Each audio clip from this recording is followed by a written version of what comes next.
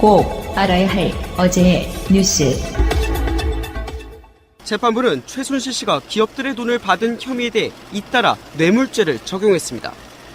먼저 삼성이 최 씨의 딸 정유라 씨에게 지원한 용역비와 말 구입비 등 72억여 원이 뇌물에 포함됐습니다. 또 롯데가 K스포츠재단에 줬다 돌려받은 70억 원과 SK그룹에 요구한 89억 원 역시 뇌물로 판단했습니다. 다만 이재용 부회장의 항소심과 마찬가지로 경영권 승계를 위한 묵시적 청탁은 없다고 봤습니다.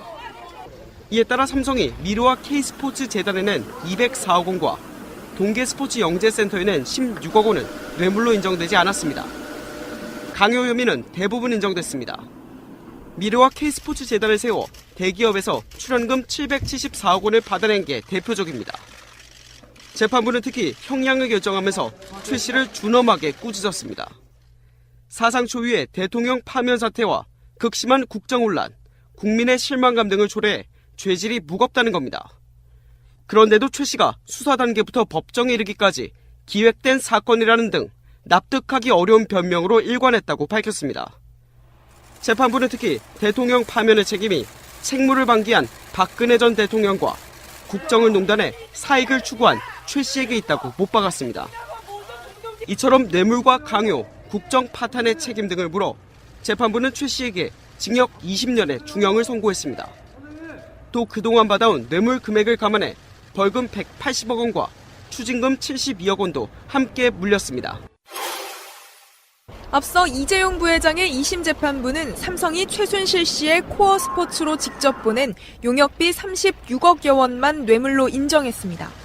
그러면서 집행유예를 선고하고 이 부회장을 풀어줬습니다. 하지만 최순실 씨 1심 재판부는 최 씨가 삼성으로부터 받은 뇌물이 모두 72억여 원이라고 판단했습니다. 삼성이 최 씨에게 제공한 말 3마리 구입비 등 36억여 원도 뇌물로 인정했기 때문입니다. 특히 재판부는 금품의 소유자 명의가 누구로 돼 있든지 이를 받은 사람에게 실질적인 사용, 처분 권한이 있다면 뇌물이라는 대법원의 판례까지 들었습니다. 이 부회장의 2심 재판부가 증거 능력을 인정하지 않은 이른바 안종범 수첩 역시 최 씨의 1심 재판에선 증거로 받아들여졌습니다. 안종범 전 수석은 수첩 내용에 대해 박근혜 전 대통령이 불러준 내용을 기계적으로 받아 적었다고 진술한 바 있는데 이런 점을 감안해 정황 증거로 인정할 수 있다는 겁니다. 이 같은 법원 간의 판결 충돌은 향후 이재용 부회장의 대법원 상고심에서도 쟁점이 될 것으로 보입니다. 이런 가운데 법조계에선 신동빈 롯데 회장 실형과 이재용 부회장의 집행유예를 놓고 형평성 논란이 제기되고 있습니다. 롯데그룹은 지난 2016년 K스포츠재단이 추진하던 경기도 하남시 체육시설 건립을 위해 70억 원을 지원했습니다. 재판부는 이 돈을 뇌물로 판단하고 신동빈 롯데 회장에게 징역 2년 6월과 추징금 70억 원을 선고하고 법정 구속했습니다. 재판부는 박근혜 전 대통령이 면세점 특허 문제가 신 회장의 핵심 현안이라는 점을 잘 알고 K스포츠재단에 추가 지원할 것을 요구했다고 봤습니다. 신 회장 역시 대통령의 영향력이 롯데에 유리하게 행사될 것이라 기대했다며 둘 사이에 묵시적인 부정한 청탁이 있었다고 판단했습니다. 재판부는 신 회장의 뇌물 제공에 대해 정당한 경쟁을 하는 기업들에 허탈감을 주는 행위라며 일침을 가하기도 했습니다. 신 회장은 징역 2년 6월에 법정 구속이 결정되자 당혹스러운 표정으로 변호인들과 말을 주고받았습니다. 롯데 측은 결과에 대해 아쉽게 생각한다며 무죄를 주장했으나 인정되지 않아 안타깝다고 밝혔습니다. 이런 가운데 재판부는 최 씨가 박 전 대통령과 공모해 SK그룹 측에 요구했던 89억 원대 K스포츠재단 지원금에 대해서도 제3자 뇌물 혐의를 인정했습니다. 다만 앞서 SK 최태원 회장은 요구받은 89억 원을 실제로 건네지 않았다는 점에서 재판에 넘겨지지는 않았습니다. 방송 중간에 좋아요를 눌러주시면 새날팀들에게 큰 힘이 됩니다. 미리 감사합니다. Say no. 트위터가 진짜 언론입니다. 자, 걸어다니는 정치 시사 백과사전 디테일의 제왕 최민희 의원님과 깨먹는 시간 우리 미니 하고 싶은 말 다해 미니미니 37번째 시간입니다. 안녕하세요. 어서 오십시오. 네. 이중 실장님. 네, 안녕하십니까. 예, 목소리가 귀여운 악동 그런 느낌이고 최민희 의원님은 이제 그보다 더 어린 소녀 같은 느낌이고 목소리 동안이라는 소리 많이 들으시잖아요. 목소리 동안. 근데 그게 아니고 제 목소리가 아. 소년 같다는 얘기를 많이 들어요. 소년. 소녀가 아니라 소년. 그런 경우 있죠. 약간 변성기 전에. 중성스러운 목소리면 예. 소년들 목소리 같은 그런 느낌이 네, 있죠. 네, 그렇대요. 최민희 소년? 안녕하십니까. 네, 안녕하십니까.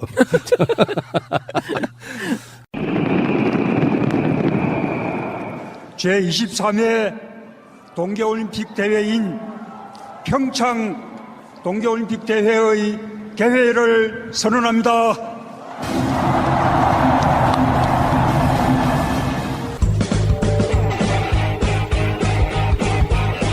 제도로서의 민주주의가 흔들리고 구타는 일은 이제 없습니다. 민주주의가 밥이고 밥이 민주주의가 되어야 합니다.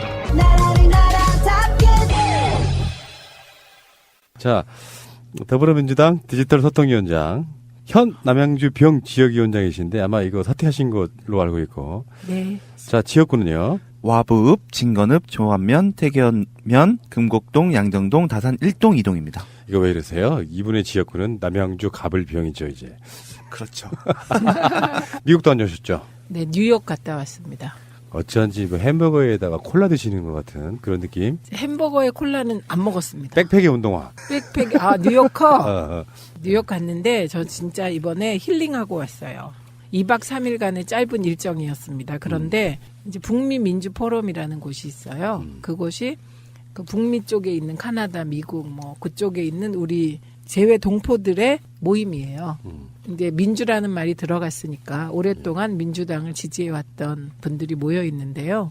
그분들이 활동하시는 게 너무나 감동적이고요. 그 북미 민주 포럼에 미시 USA 아시죠? 알죠. 미시 USA가 같이 디지털 소통위원회 활동을 하고 있더라고요. 그래서 거기서 무슨 강연? 강연이라고 하면 제가 너무 송구하고요. 진짜로. 그냥 만남? 예, 그냥 간담회 했고요. 무엇보다 오프상에서 우리가 공개할 수 없는 디지털 소통위원회 활동이 있거든요. 그것을 제가 가능하면 우리나라에서도 전국을 돌면서 말씀을 드려야 되는데 그걸 못해서 오해가 막 쌓여요. 그래서 저희가 하고 있는 활동을 소상히 이제 뉴욕 가서 말씀드렸는데 정말 놀라운 반응이 있었어요. 미시 USA 멤버들이 되게 씩씩할 것 같잖아요. 그리고 막 스마트하잖아요, 사람들이. 그런데 저하고 간담회를 하고 나서 첫 번째 한 얘기가 우리 버려져서 우리끼리 외롭게 하는 줄 알았는데 다 알고 계셨군요. 그러는 거예요. 그렇구나. 다 알고 있었죠. 다 그런 느낌이 있구나. 예, 그리고 제가 더 말씀드리고 싶은 것은 그 디소위에서요. 저희가 알고리즘이 바뀌었잖아요. 댓글 알고리즘이 네이버. 그때부터 지금까지 저희가 다 추적하고 있었습니다. 문제점들을. 그리고 가짜뉴스 신고센터도 기획은 일찍이 했는데 당내 절차 밟고 뭐 이러느라고 시간이 늦어진 거고요. 그래서 그 소상하게 말씀을 드렸더니 혼자 하지 않아서 당이 그렇게 같이 해줘서 너무 마음이 위로가 된다는 거예요. 그렇죠. 그 알아주는 것만으로도 네. 뭔가 동질감이 생기고 그런데 네. 시대가 확실히 예전과 바뀌어서 네. 사실상 소통은 요즘은 다 디지털로 하잖아요. 네, 네. SNS를 통해서 그러니까 이 비중이 예전에 비하면 엄청 높아져서 네. 어쩌면 거의 모든 것이 돼가고 있는 상태라서 그렇습니다. 네. 근데 제가 북미 민주 포럼의 회원들을 보고 느낀 게 해외 동포들은 국내 사안들을 바이어스 없이 깔끔하게 정리하고 계시더라고요. 가짜뉴스 같은 네, 거. 네, 네. 그 가짜뉴스뿐만 아니라 그 오히려 우리들이 보는 것보다 훨씬 깔끔하게 선을 딱딱 그어서 보고 있기 때문에 사고가 명쾌하세요. 최민희 의원님도 이제 그 미시 USA에 섞이면 손색 없이 미시 USA로 보이는 바로 그런 분. 사진을 찍었는데요. 정말 비슷하게 나온 거예요. 그런데 그 밑에 캡션이 달려 있어요. 뽀샵 와장창 했습니다. 그리고 그쪽은요. 거의 사이버 전쟁 수준으로 뭔가를 하고 있는데요. 지금 북미 포럼에서 활동하고 있잖아요. 그런데 거기에 대한 사이버 공격도 여러 번 받았답니다. 네. 근데 그 사이버 공격을 하는 주소지가 러시아로도 돼 있고 그렇대요. 우리 방송에도 미시 USA 분들이 네. 한국 방문해서 인터뷰한 적이 몇 번 있거든요. 그래서 그 네. 사정을 좀 잘 알는 편이죠. 네, 네, 네. 알겠습니다. 미국 다녀오신 우리 뉴요커 미니 최 갑자기 푸나님 혀가 꼬부라지는데요. 제가 영어 잘해요. 모르시죠? 한번 그 영어로 지금 해보세요. 나중에 하시죠. 방송이 지금 시간이 없습니다. 자, 출발하겠습니다. 자, 오늘 가장 중요한 뉴스는 빅뉴스는 역시 최순실의 1심 판결인데요. 결과로만 먼저 말씀드리면은 징역 20년에 벌금 180억 그리고 안종범에 대해서는 사실상 그걸 이제 실질 구형이라고 한다는데 네. 반성의 여지가 없어서 검찰이 구형한 만큼 내려주는 징역 6년이고요. 신동빈 롯데그룹 회장한테는 2년 6개월의 법정 구속을 선고가 나왔는데 원래 최순실 씨는 징역 25년이 구형이었고요. 근데 지금 5년 정도 깎인 그 부분에 뭐 여러 가지 할 얘기가 되게 정말로 많긴 한데 신동빈 사례에서 보듯이 이재용 판결과 신동빈 판결에 대한 불공정성 뭐 이런 게 또 계속 논란이 될 가능성이 높아요. 어쨌건 최순실 씨는 우리 입장에서 좀 못마땅하죠. 25년을 깎아댔다는 게. 그런데 네. 대체적으로 법조계의 반응은 굉장한 중형이 떨어진 거다 이렇게 보더라고요. 그렇죠. 이게 살인사건 같은 경우도요. 이렇게 하다 보면 8년 선고받고 그래서 우리가 좀 당황하기도 하잖아요. 그러니까 이거 굉장히 많이 받은 거 그것은 맞는 것 같아요. 근데 제가 걱정하는 건 항소심 가서 또 깎이지 않을까. 이 부분이 조금 염려가 됩니다. 왜 예전에는 그런 경우가 많았잖아요. 2심에서 깎을 거 다 예상해서 선고해주고 뭐 이런 것도 있었던 네. 걸로 보이지 네, 않습니까? 네.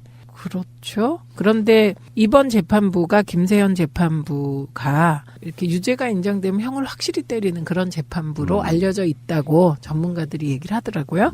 그런데다가 일단 이분은 저는 오늘 제일 속이 시원했던 건 K스포츠재단, 미르재단 이런 거 박근혜가 몰랐다 그랬잖아요. 그런데 청와대 주도로 이루어졌다. 그렇죠. 예. 게다가 안종범 수첩을 증거 능력이 있다고 봤다. 요게 이제 이재용 재판하고 또 밀접한 연관이 생겨요. 네. 박근혜와 최순실이 13기 혐의가 갇히는 공범관계란 말이에요. 네. 삼성 경영권 승계를 위해서 삼성이 어떻게 해왔는지가 하루 이틀의 문제가 아니고 계속 되었던 거 아닙니까? 근데 그거를 그걸 어떻게 재판부가 항소심 재판부는 몰랐을까요? 조준웅 특검의 아들은 삼성 특검하고 뒤에 삼성의 과장으로 갔다. 생각해 보면은 특검이 이건 뭐 판사든 간에 이제는 순수하게 바라볼 성역이 없어요. 그러니까 순수해지게 하는 건 제도와 국민들의 감시밖에 없어요. 예, 맞습니다. 예. 그래서 지금 박근혜 형량이 최소한 최순실보다는 국선 변호인들 통해서라도 1심이 끝난다고 해요. 대략. 네. 그러면은 최순실보다는 높아야죠. 예. 네. 이 상태가 주범이니까 네, 이쪽에 네. 주범, 종범 또는 공범이라도 예, 그러면은 지금 우리들 입장에서는 이제 1심에서 20년 정도 남았는데 2심 네. 가고 뭐 대법원 가고 뭐 그러면서 그게 대폭적으로 깎일 가능성은 사실 없는 거 아닙니까? 그리고 최순실은 이화여대 입학 학사 비리 사건으로 이미 항소심에서 징역 3년을 선고받았잖아요. 아, 그렇군요. 그게 더 있으니까, 올라가네. 예, 별도 재판이잖아요. 예. 이거는 그러니까 23년인 셈이죠. 23년. 그러면 우리 의원님은 박근혜 씨는 어느 정도 보십니까? 저는 징역 25년 받을 거라고. 그 이상은 안 부른다? 그럴 수도 있잖아요. 그러니까 이게 맥시멈, 최대치. 예, 저는 최대치가 25년 정도일 것 같아요. 오늘 이제 제가 전문가들하고 얘기할 때 몇 년을 받을까? 그런데 저는 20년이라고 했고 전문가들은 12년 뭐 이렇게 얘기하더라고요. 그러니까 비전문가가 때론 맞아요. 그 상식적이지 않은 나라다 보니까 전문가들이 하는 말이 다 틀려. 비상식이라는 표현보다는 비전문가들이 대충 찍는 게 맞는 경우가 훨씬 많긴 해요. 그건 맞습니다. 예. 네. 그리고 특히 SK에 관해서도 제3자 뇌물죄가 인정이 됐고 그다음에 부정청탁도 인정이 됐고 이렇게 되면 그 박근혜 대통령은 25년 더 받겠는데요. 주범이니까. 25년 박근혜 현재 나이가 60대 중반. 그리고 25년이면 이게 90세인데 이게 참 일단 뭐 법의 잣대는 그러니까요. 뭐 냉정해야 하고요. 그 이후에 뭐 모르겠습니다. 무기징역을 받을 수도 있겠어요. 그 죄량 불변의 법칙 이런 느낌으로 그만큼 누리셨잖아요. 저는 이걸 사주로 봅니다. 평생 누렸잖아요. 네. 누리고 나서 어떤 죄의식도 없이 그냥 저질러 놓고 나서 그 대가도 받아야 되는 게 맞고 네. 그것을 뭐 일부 박사모 분들처럼 불쌍하게 생각한다거나 훨씬 불쌍한 건 본인들 아니실까. 그게 이제 안타까운 지점이죠. 이렇게 보면 그 미국에서도 마찬가지인데 이렇게 블루칼라의 가난한 분들이 공화당을 지지할 때 안타깝잖아요. 그런데 태극기 드시는 분들 중에 그 탄기국 분들 있잖아요. 그 중에 보면 정말 이렇게 뵙기에도 민망할 정도인 나이 드신 분들이 계세요. 근데 그분들이 막 박근혜 불쌍하다고 우시는 거 보면 참 눈물도 주소가 있어야 되겠다 이런 생각이 든다니까요. 직권남용 권리행사방해, 특정범죄 가중처벌법 등에 의한 법률위반, 뇌물 등등에서 18가지 혐의로 기소된 최순실에 대해서 징역 20년 그리고 벌금 180억, 추징금 72억. 사실 이게 제가 최순실 입장이라면, 그래서 이거 돈으로 때울 수 있다면 최순실은 아마 몇 조 원도 내놓을 가능성이 있습니다. 근데요, 그렇게 돈으로 때울 필요도 없어요. 왠지 아세요? 만약에 이제 그 추징금이나 벌금을 안 내잖아요. 그러면 황제 노역을 하면 돼요. 그렇지. 하루에 막 2억 원씩 까고. 2억이 아니고 1억이래요. 최대가 1억 그 얼마래요. 말도 안 되는 건데. 아니, 그래갖고 네. 3년 정도까지 할 수 있다는군요. 그러면 하루에 1억이면 어떻게 되나요? 365억을 1년에 까면. 아우, 정말. 그러면 365억 안 내고 그냥 1년형 살겠어요. 제가 드리고 싶은 말씀은 그런 의미가 아니고, 갇혀 있는다는 것에 대한 공포랄까 고통이 돈이 있으면 뭐하냐고요. 근데 뭐 20년 사나 23년 더 사나 뭐. 네. 이재용은 삼성의 그 법률 자문 간부들만 해도 뭐 20-30명 이렇게 되지 않습니까? 그런 사람들 다 동원해가지고 네. 재판을 하고 그래서 어떻게든지 단 며칠이라도 빠져나오는 그게 다 갇혀 있다는 거의 고통이거든요. 네. 사실요. 제가 아는 사람 중에 나는 그런 사람밖에 모르네. 정말 가진 게 하나도 없어서 뭐 친한 사이거나 그런 건 아니에요. 제가 아는 사람의 그냥 존재를 올 겨울에 감옥에 갔어요. 일부러 잡혀가지고. 먹고 살 길이 없어서요? 그래요. 그런 사람도 있는데 밖에 산더미 같은 재산이 있는 사람은 생각해 보십시오. 앞으로 이제 1심 선고이긴 하지만 20년쯤 갇혀 있다고 생각해 보면 그 돈이 무슨 의미가 있어. 의미가 없긴 한데 그런 생각이 들어요. 감옥에 갇혀 있으면 엄청 답답하잖아요. 그런데 그런 추록하고 나면 처음에 엄청 막 자유로워요. 그랬다가 한 달 정도 지나면 세상도 또 다른 감옥이구나 이런 생각이 그렇지, 들어요. 그렇지. 근데 그런 분들은 돈이 있기 때문에 부잣집 마나님인데 남편이 자기를 이렇게 안 쳐다봐. 돈은 막 많아. 그러니까 쇼핑 같은 거 막 하면서 이렇게 사는 방식이 나름대로 있는데 감옥에서는 그게 한정적이잖아요. 그렇죠. 우리가 좋아했던 그 슬기로운 감방 생활만 보면 자기들끼리 속곱장난하는 거지 그게 사람 사는 거이겠어요. 알고 보면. 그렇죠. 네. 저는요 최순실이 이렇게 생각해야 돼. 어쨌든 자기 친구 박근혜를 탄핵시킨 원동력이 최순실한테 나온 거 아니에요. 그게 결국 박근혜가 최순실이고 최순실이 박근혜 이렇게. 그러니까 그냥 자기 친구를 탄핵에 이르게 한 그 죄다 이렇게 생각하고 그렇게 살아야 돼요. 죄값을 받아야 된다. 네. 보수가 보기엔 그런 거고. 이게 우리 쪽에서 보기에는 이게 이제 실정법을 위반하고 나라를 국정농단으로 혼란에 빠뜨렸잖아요. 그러니까 이렇게 보건 저렇게 보건 오래 있어야 되죠. 실현하신 것 같아요. 제가 보기에 의원님이. 어떻게 해요? 친구일까요? 아, 넘어가겠습니다. 새가 날아든다는 여러분들의 하트를 먹고 삽니다. 잊지 않으셨죠? 에피소드 제목을 누르고 플레이가 되면 오른쪽 위에 하트를 꾹 눌러주세요. 오늘도 감사합니다. 더 많은 분들이 들을 수 있도록 하트 꼭 눌러주세요. 자, 의원님이 미국도 갔다 오신 사이에 네. 한국에서는 엄청난 일이 벌어졌는데 아십니까? 다 알고 있었죠. 미국에서도 디지털 시대에. 그럼요. 그리고 제가 묵은 호텔이 와이파이가 뭐 팡팡 터져가지고요. 그래서 이분이 지금 미국 가시지 않고 지금 미국 갔다고 그러시나 할 정도로 트위터를 많이 올리시죠. 아, 열받아서 올렸죠. 열받아서 참을 그렇죠. 수가 없어서. 뭐 가짜 뉴스도 나오고 뭐 김일성 가면 논란도 나오고 그 막, 이렇게 예. 됐어요. 예. 고백하자면 김일성 가면 논란이 터졌어. 그런데 그 트윗을 우리 당이 어떻게 올렸나 쭉 봤어요. 그런데 최재성 의원이 트윗을 잘 올렸더라고요. 최고 존엄한테 이렇게 하면 거기선 잡혀간다고. 그래가지고 정리를 해서 올렸는데 다른 트윗이 안 보이길래 그냥 전 대중적 감수성으로 올렸죠. 하태경 의원은 어떻게 그렇게 김일성 젊었을 때를 잘 알아보냐고. 저 그게 그렇게 궁금했어요. 그러니까 김일성을 이제 따라다니는 김일성 이제 사생팬. 그게 옛날에 그런 뭔가 김일성의 팬이 아니었다면 김일성 젊은 시절의 얼굴이 뭐 그렇게 기억이 나고 그래요. 그러니까요. 예. 에휴. 저는 나이 들어서 뚱뚱한 모습은 기억나거든요. 왜냐하면 국내 신문에 많이 실렸는데 났으니까. 나머지 젊었을 때 사진은 흐릿한 사진밖에 못 봐서 우리 어렸을 때 기억나십니까? 김일성 혹 혹이 없어서. 있다고 그렇게 알려져 있었죠. 그런데 아. 혹이 진짜 있었죠. 요술 주머니다 뭐 그래갖고 뭐. 그런데 그 혹은 젊었을 때는 없었을까? 어쨌든 혹도 없고 아예 뭐 북한의 꽃미남은 저렇게 좀 우리 70년대 시기구나 이렇게 생각했고요.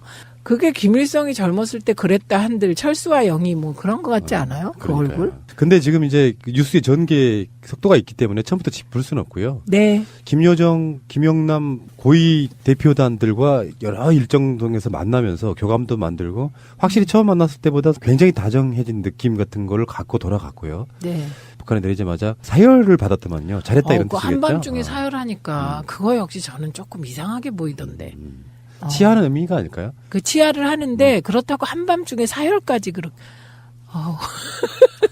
그러면 이게 이제 그냥 이 보도가 네. 북한 조선중앙TV도 나오는 내용이니까 네. 결국엔 대외용인 거고 네. 북한에서는 지금 문재인 대통령과의 만남이 흡족해에 따른 다른 표시인 거잖아요. 그렇죠. 선전선동하고 있는 거죠. 그런데 이제 방송하는 오늘 나온 속보 중에는 문재인 대통령의 워딩이 있습니다. 미국도 북한과의 대화 의사를 밝혔다 공식적으로. 그 대화 의사 밝힌 거 여러 번이에요. 북한이 문재인 대통령을 초청한 이후에 펜스의 강경 일본으로 나가다가 결국은 우리도 대화할까 이렇게 됐고요. 트럼프 대통령이 그 사이에 자기 입장을 거의 안 밝힌 상태로 이렇게 지켜보는 그런 느낌이었고 네. 아마 모르긴 해도 미국 대통령 트럼프와 우리 청와대 쪽의 어떤 교감이 그 사이에 몇 번 있었을 거라고 보고 네. 그러니까 이게 혼란이 오면 네. 안 되니까 서로 간의 관계에 있어서 입장을 딱 동일화시킨 게 아닌가 이런 느낌이 드는 거죠.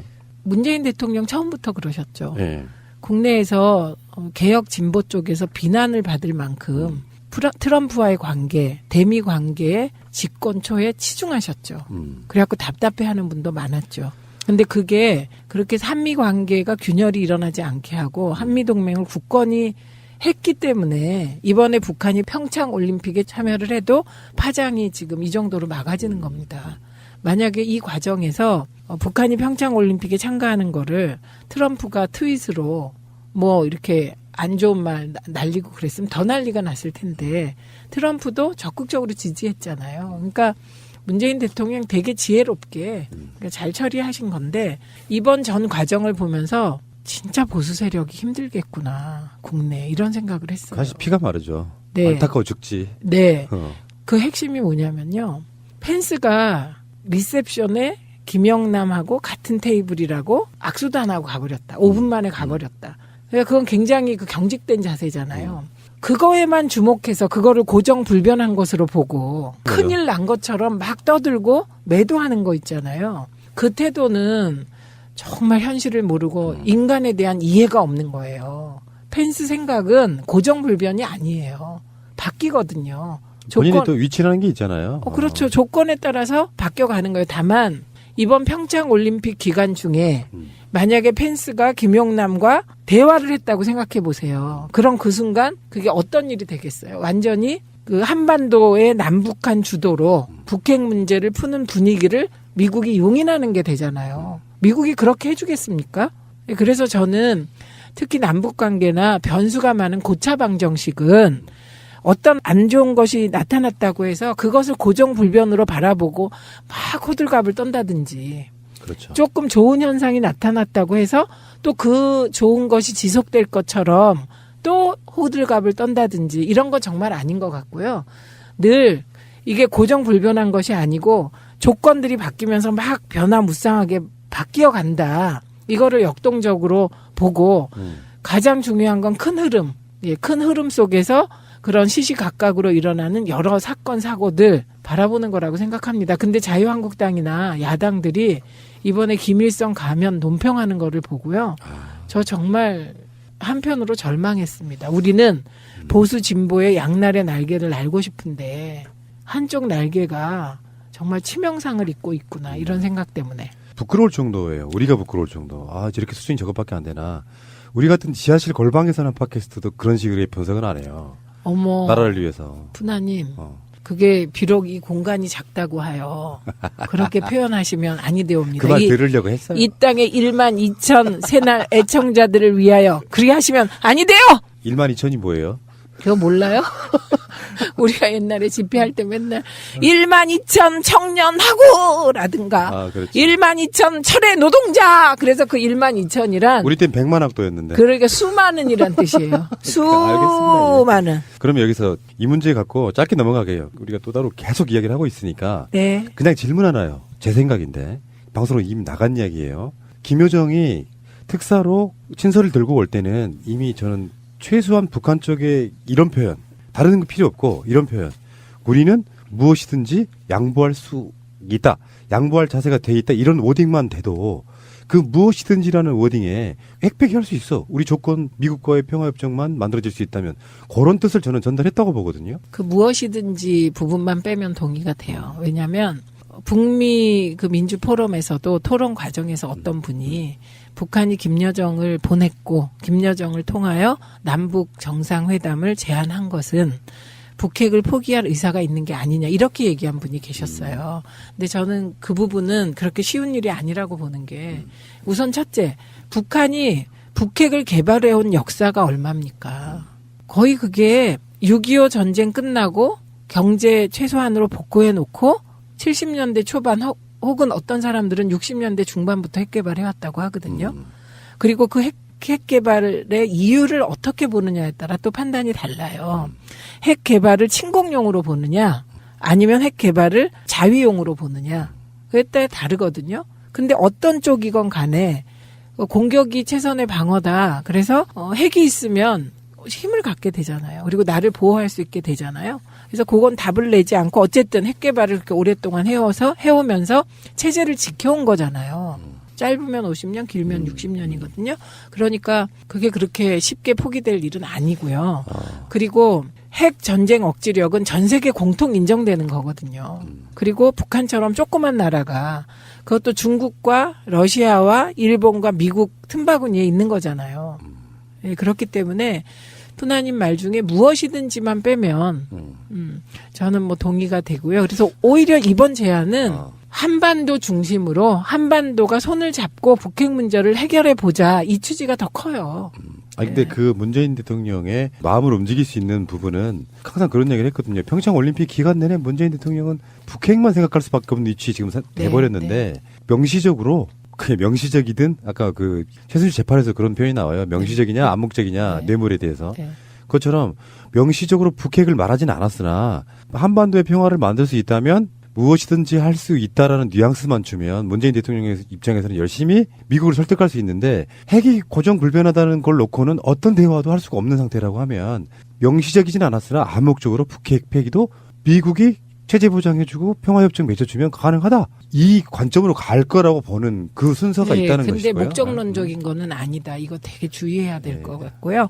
그다음에 우리가 만약에 그런 목적론적인 인식을 갖고 있다고 생각하면 보수 쪽은 그걸 집중적으로 공격을 해올 것 같아요. 비핵화가 어쨌든 지금까지 우리와 남북이 합의한 거잖아요. 비핵화가. 그러니까 비핵화를 목표로 간다는 건 대전제인데 그 지금 현재 김여정이 특사로 왔고 남북 정상회담을 제안한 것이 곧바로 비핵화를 하겠다는 의지다라고 이꼬를 하긴 힘들 것 같아요. 오히려 저는 그 우회적인 접근이 더 필요한 것 같아요. 그러니까 이건 단계적으로 가야겠죠. 인권 문제 해결부터. 핵만 놓고 일단 본다면 동결, 감축, 나중에 폐기 이런 단계적 수순이 있을 테니까 이건 절대 안 돼라고 이게 성역화 시켜놓으면 어떤 대화도 못하는 상황이라서 아마 묵시적으로는 그런 식의 표현을 하지 않았을까 제 생각인데요.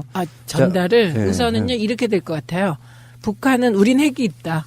ICBM도 본토까지 갈 수도 있고 적어도 괌 기지까지는 ICBM 도달할 수 있다. 그거 핵 이제 병진 노선 우리 이제 갈 수 있다. 그렇기 때문에 최소한 체제 보장하고 그래서 늘 하는 얘기 이제 평화 체제로 전환하고 휴전 체제를 그렇게 된 이후에 핵동결을 논의하겠다. 이게 북한의 입장이죠. 자, 알겠습니다. 그건 나중에 이제 역사에 물음표로 남겨놓는 걸로. 그렇다면은 문재인 대통령의 방북 시기에 대해서 지금 어떤 시기적 관점에서 올해 안에는 가능하다고 보는데 의원님 생각은 어떠세요? 올해 안에 해야 되겠죠. 왜냐하면 우선 당장에 남북 정상회담을 한다는 건 무슨 의미냐면요. 그 한미합동 군사훈련에 대해서 태도를 정해야 돼요. 그럼 한미합동 군사훈련을 하면서 남북 정상이 만나는 것도 쉬운 일이 아니에요. 그래서 눈앞에 닥친 과제들에 대해서 미국과 계속 이제 협조를 해나가야 되겠죠. 그래서 문재인 대통령이 되게 지혜로우신 게 여건을 만들어 가자. 여건이? 예, 그게 여건이 되면 하자가 아니에요. 여건을 만들어 가자. 그러니까 만들어 가자 같이 이런 얘기거든요. 이 말은 너네 내놔 이런 얘기이거든요. 그래서 되게 지혜롭다고 보이고 저는 언론이 진짜 좀 전문성이 떨어진 것 같아요. 옛날엔 그러니까 기레기라는 의미는 알면서 왜곡한다잖아요. 그런데 그게 아닌 것 같아요. 의도적으로? 아니 전문성이 진짜로 떨어져서 몰라서? 예측을 못하고 이런 몰라서. 게 더 근본적인 문제가 아닌가 이런 생각이 들어요. 그러니까 전문성도 없는데 속도 악의적이기까지. 그러면 그거는 뭐 기레기 대마왕 네, 그런 거고요. 그래서 지금 시기를 언제냐고 저울질하는 요 태도는 자유한국당하고 일맥상통해요. 이 흐름이라고 하면 그냥 우리들 속마음은 최대한 빨리 갔으면 좋겠다잖아요. 지방선거 전에요. 김정은과 트럼프의 말풍선 싸움 같은 걸로 좀 분위기가 험악해지고 사실 우리 같은 사람들이야 영향을 별로 안 받지만 일반적인 국민들 사이에는 그러다 전쟁 나면 어떡하냐, 미국이 북한 폭격하면 어떡하냐 이런 식의 고민을 가질 수 있는데 풀어가는 과정에서 뭔가 계속 좋은 메시지만이 나오면 여론이 좋아지고 그래서 남북 정상회담 해라 이런 어떤 과정들이 있을 거라고 보는데 일단 올림픽 초반에 북한 대표단이 와가지고 보여준 모습들은 굉장히 화해 제스처였잖아요. 열병식 포함해가지고. 그렇죠. 그런 관점에서 보면 이게 계속 딜레이가 되다 보면 또 보수의 목소리가 나오고 미국 강력파의 목소리가 나오면서 또 우그러질 수가 있어서 분위기 잘 만들었을 때 지금 미국 국무부 장관 틸러슨도 그렇고 트럼프 대통령도 그렇고 부통령도 그렇고 대부분 전체적으로 그래 이 분위기는 그거 아니에요. 우리도 북한과 대화할 여지가 있다. 잘 풀어보자 이거잖아요. 물론 전제가 있긴 하지만. 있다까지죠. 여지가 있다. 그래서 박원순 시장의 제안. 남북 축구 교류를 하자. 그렇죠. 민간 교류가 해야죠. 네. 그다음에 최문순 지사의 제안. 그러니까 패럴림픽이 끝나면 갑자기 딱 교류가 중단되는 게 아니라 이후에 교류 프로그램을 계속 잡자. 이런 얘기거든요. 그래서 그 교류 프로그램이 지속되다 보면 또 남북 정상회담도 더 가까이 빨리 올 수도 있는 상황 같아요. 근데 문재인 대통령의 지금 최대 목표는요. 극단적인 방법으로 핵 문제를 해결하지 않는다일 겁니다. 알겠습니다. 그게 몇 개월 후가 됐건 몇 년 후가 됐건 희망이 있다는 거. 그래서 앞으로 좋아질 가능성이 있다는 거. 이게 단순하게 핵폐기 그다음에 뭘 어쩔 건데가 아니고요. 대한민국의 밥줄도 걸려있는 문제입니다. 북한과의 어떤 한국에 있어서 새롭게 성장할 수 있는 기회가 되기도 하고 미국도 아마 북한으로부터 얻을 수 있는 이익이 있다면 강경 일본대로 핵 포기에만을 주장하지는 않을 것 같고요. 틸러슨 같은 경우도 그렇게 이야기를 했죠. 어떤 조건을 달고 대화할 생각이 있는 게 아니라 무조건 대화할 수도 있다. 계속 메시지가 나오고 있으니까 우리 입장에서는 굉장히 희망찬 메시지들이 아닌가 싶어요. 네. 문재인 대통령의 인고의 세월이 지금 조금씩 빛을 보고 있는데 네. 화이팅입니다. 화이팅. 기분 묘하더라고요. 나는 그분의 그 표정을 봤어요. 김영남 상임위원장의 눈물. 공연을 이렇게 보면서 눈물을 이렇게 연신 훔치는데 그런 감정으로 좀 어떤 적대감만 갖지 말고 그래서 적대감 가져서 북한이라는 존재를 계속 무시하고 남북 간에 항상 총풀이를 겨누고 한반도에는 항상 전쟁이 일어날 위험이 있는 그런 나라로 만들었어야 되겠습니까? 미래를 위해서라도. 네. 알겠습니다. 잠시 후에 다시 오겠습니다. 시간이 오늘은 이제 말씀드리면 오늘은 그 최민희 의원님이 여러 가지 스케줄 문제로 오늘은 방송을 2부로 못 내요. 일부러 끝낼 수밖에 없는 시간적 여유가 없어서 지금 야당 얘기 잠깐만 하면은 워낙에 지금 올림픽이라든지 남북 회담이라든지 이런 거에 포커스가 맞춰져 가지고 크게 보도되고 있지는 않은데 홍준표의 독선 비호감 정치에 대한 자유한국당 내의 비판이 지금 장난 아닌 모양이더라고요. 중진 의원이라고 불리는 사람들 심재철, 이주영, 정가변, 나경원, 유기준, 정우택, 홍문종 이런 사람들이 자기들을 중진으로 대접 안 해주고 중진 연석회 이런 거에 전혀 안 불러주고 당 운영에 전혀 우리들 목소리를 안 듣는다 하니까 이제 서로 주고받는 일종의 트럼프와 김정은의 말풍선 같은 거를 계속 주고받더라고요. 저는 그 심리를 알죠. 어느 쪽 편이십니까? 근데 그 심리는 뭐냐면요. 홍준표 체제로 지방선거에서 조금이라도 이길 가능성이 있거나 지지율이 올라갈 가능성이 있으면 이런 행동은 못해요. 그러니까 홍준표 체제가 지지율도 안 오르고 그다음에 연일되는 막말 게다가 결정적으로 유여해와의 그 기이한 전쟁 그런 거 그다음에 바른미래당의 창립 그리고 이 정치인들은요 이상하게 그 여론조사에 되게 약해요. 맞아요. 그래서 국민의당이 발표한 바른미래당이 제2당이 된다는 그 여론조사 등등이 다 영향을 미쳐서 한식에 주구나 청명에 주구나 이런 말이 있잖아요. 그런 심리일 것으로 보여요. 왜냐하면 그 민주당이 저희가 오랫동안 사실 분열하고 갈등하고 막 그랬잖아요. 그리고 그때 이해할 수 없게 이런 일들 많았어요. 그룹이 모여서 문대입 쫓아내려고 막 했던. 그 조건이 뭐냐면 문대입 체제 하에서 그 뭔가 선거를 앞두고 있었는데 여론조사들이 다 그때 기억나시죠? 새누리당이 180석 얻는다. 심지어 200석도 있었어요. 네, 그런 분위기 속에서 나온 거예요. 그러니까 지금 비슷한 상황일 그렇구나. 것으로 저는 생각합니다. 그러니까 이게 무슨 새로운 걸 잘 만들어 보자가 아니고 생존에 대한 위기의식도 있을 거고 지방선거 전멸하게 되면요. 이 사람들이 사실상 그 지역구에서의 공천하는 주체잖아요. 네. 하다못해 기초의원까지 뭐 상당히 의미 있게 그냥 전멸하는 이런 분위기로 가거나 그러면 그 중진 7명의 지역을 한번 볼까요? 지역. 심재철 안양, 네. 이주영은 경남인가? 네. 예. 이준 경남, 네. 정가변 경남. 그다음에 네. 나경원 서울, 유기준 경남, 네. 정우택 충청, 충청. 홍문정 의정부 뭐 이렇게 되니까. 그러니까 그 사람들이 있는 지역 보세요. 경기도 흔들리죠. 경남 흔들리죠. 뭐 서울은 말할 것도 그러네요. 없고. 예, 그런 분들이잖아요. 천추의 한이겠어요. 홍준표를 당대표로 뽑아놓으면 지지율을 유지할지는 몰라, 센 말로. 근데 14%. 확장성이 없어. 그런데 그때 제가 한 자유한국당 의원한테 왜 그랬냐고 물어봤더니 나머지 후보가 홍준표보다 더 확장성이 없어서 그랬다고. 그러네, 김진대. 자, 그런데요. 재밌는 뉴스 하나를 좀 얹자면 이재호 씨가 자유한국당에 입당을 했는데요. 늘 푸른 한국당이라고 이거 들어가서 막 요즘에 이제 언론상에 막 인터뷰하는 거 보면 4만여 늘 푸른 한국당 당원이 반대 한 건 없이 합당을 의결했다 뭐 이런 식으로 사실 자기 혼자 들어간 거지. 그러면 이름 바뀌나요? 푸른 자유당? 푸른 자유한국당 뭐 그렇게 바뀐다 뭐 이런 건 아니고 어쨌건 간에 이 사람은 이제 사실 이명박을 지키기 위한 일종의 혼자만의 충성처럼 보이는 사람이에요. 네. 실제로 이명박이 그렇게 해먹을 때도 이재호가 뭘 드셨다는 이야기는 없는 거 보면 이재호는 챙겨주지도 않았어.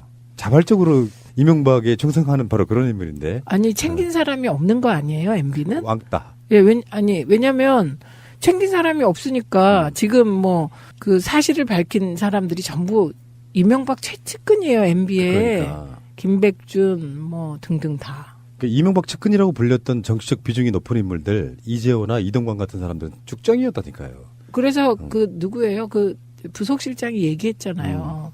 특활비에 대해서 알지도 못하는 분들 쭉 놔두고 무슨 그러니까. 얘기를 하냐고. 그거는 MB가 제일 잘 알고 그거는 MB하고 자신하고 김백준 셋이 한다고. 그러니까 이건 이제 이렇게 되는 거지. 이명박이 그 성명서 발표할 때 나오라고 한 사람들이 쟤들하고는 아무 관계 없는 사람들만 나와서 야, 나 깨끗하잖아. 그러니까 인증하려고. 씨. 네, 배경으로. 네, 그러니까요. 네. 어쨌건 이분이 뭐 다른 언론과의 인터뷰에서 뭐라 그랬냐면 전 대통령도 구속하고 전 대통령도 구속하고 그리고 그 다음에 이게 나라냐 이랬어요. 아니 우리가 하고 싶은 말이잖아. 대통령들이란 그렇죠. 올라가 있는 자리에 있는 사람들이 네. 사법적으로 구속되어 있는 사람도 있고 구속될 사람도 있는데 그런 짓을 한 게 바로 자기들한테 해야 될 질문을 우리한테 하는 거냐고. 그럼 죄 있어도 구속하지 말라는 거냐고 물어야 되는 그러니까 거예요. 이런 거를 적반하장이라고 하고 방귀 낀 놈이 성낸다 이런 속담이 이미 있습니다. 그러니까요. 그러니까 이 사람들이 발전이 없는 거고요. 점차 소멸해 가겠죠. 지방선거라든지. 지방선거 또 끝나고 이게 정치적 세라는 건 그런 거 있더라고요. 한 번 소멸해 가면 끝없이 작아지고 한 번 커지면은 민주당처럼 눈덩이 걸려가듯이 막 커지는 그 특성이 있잖아요. 기승전결. 네.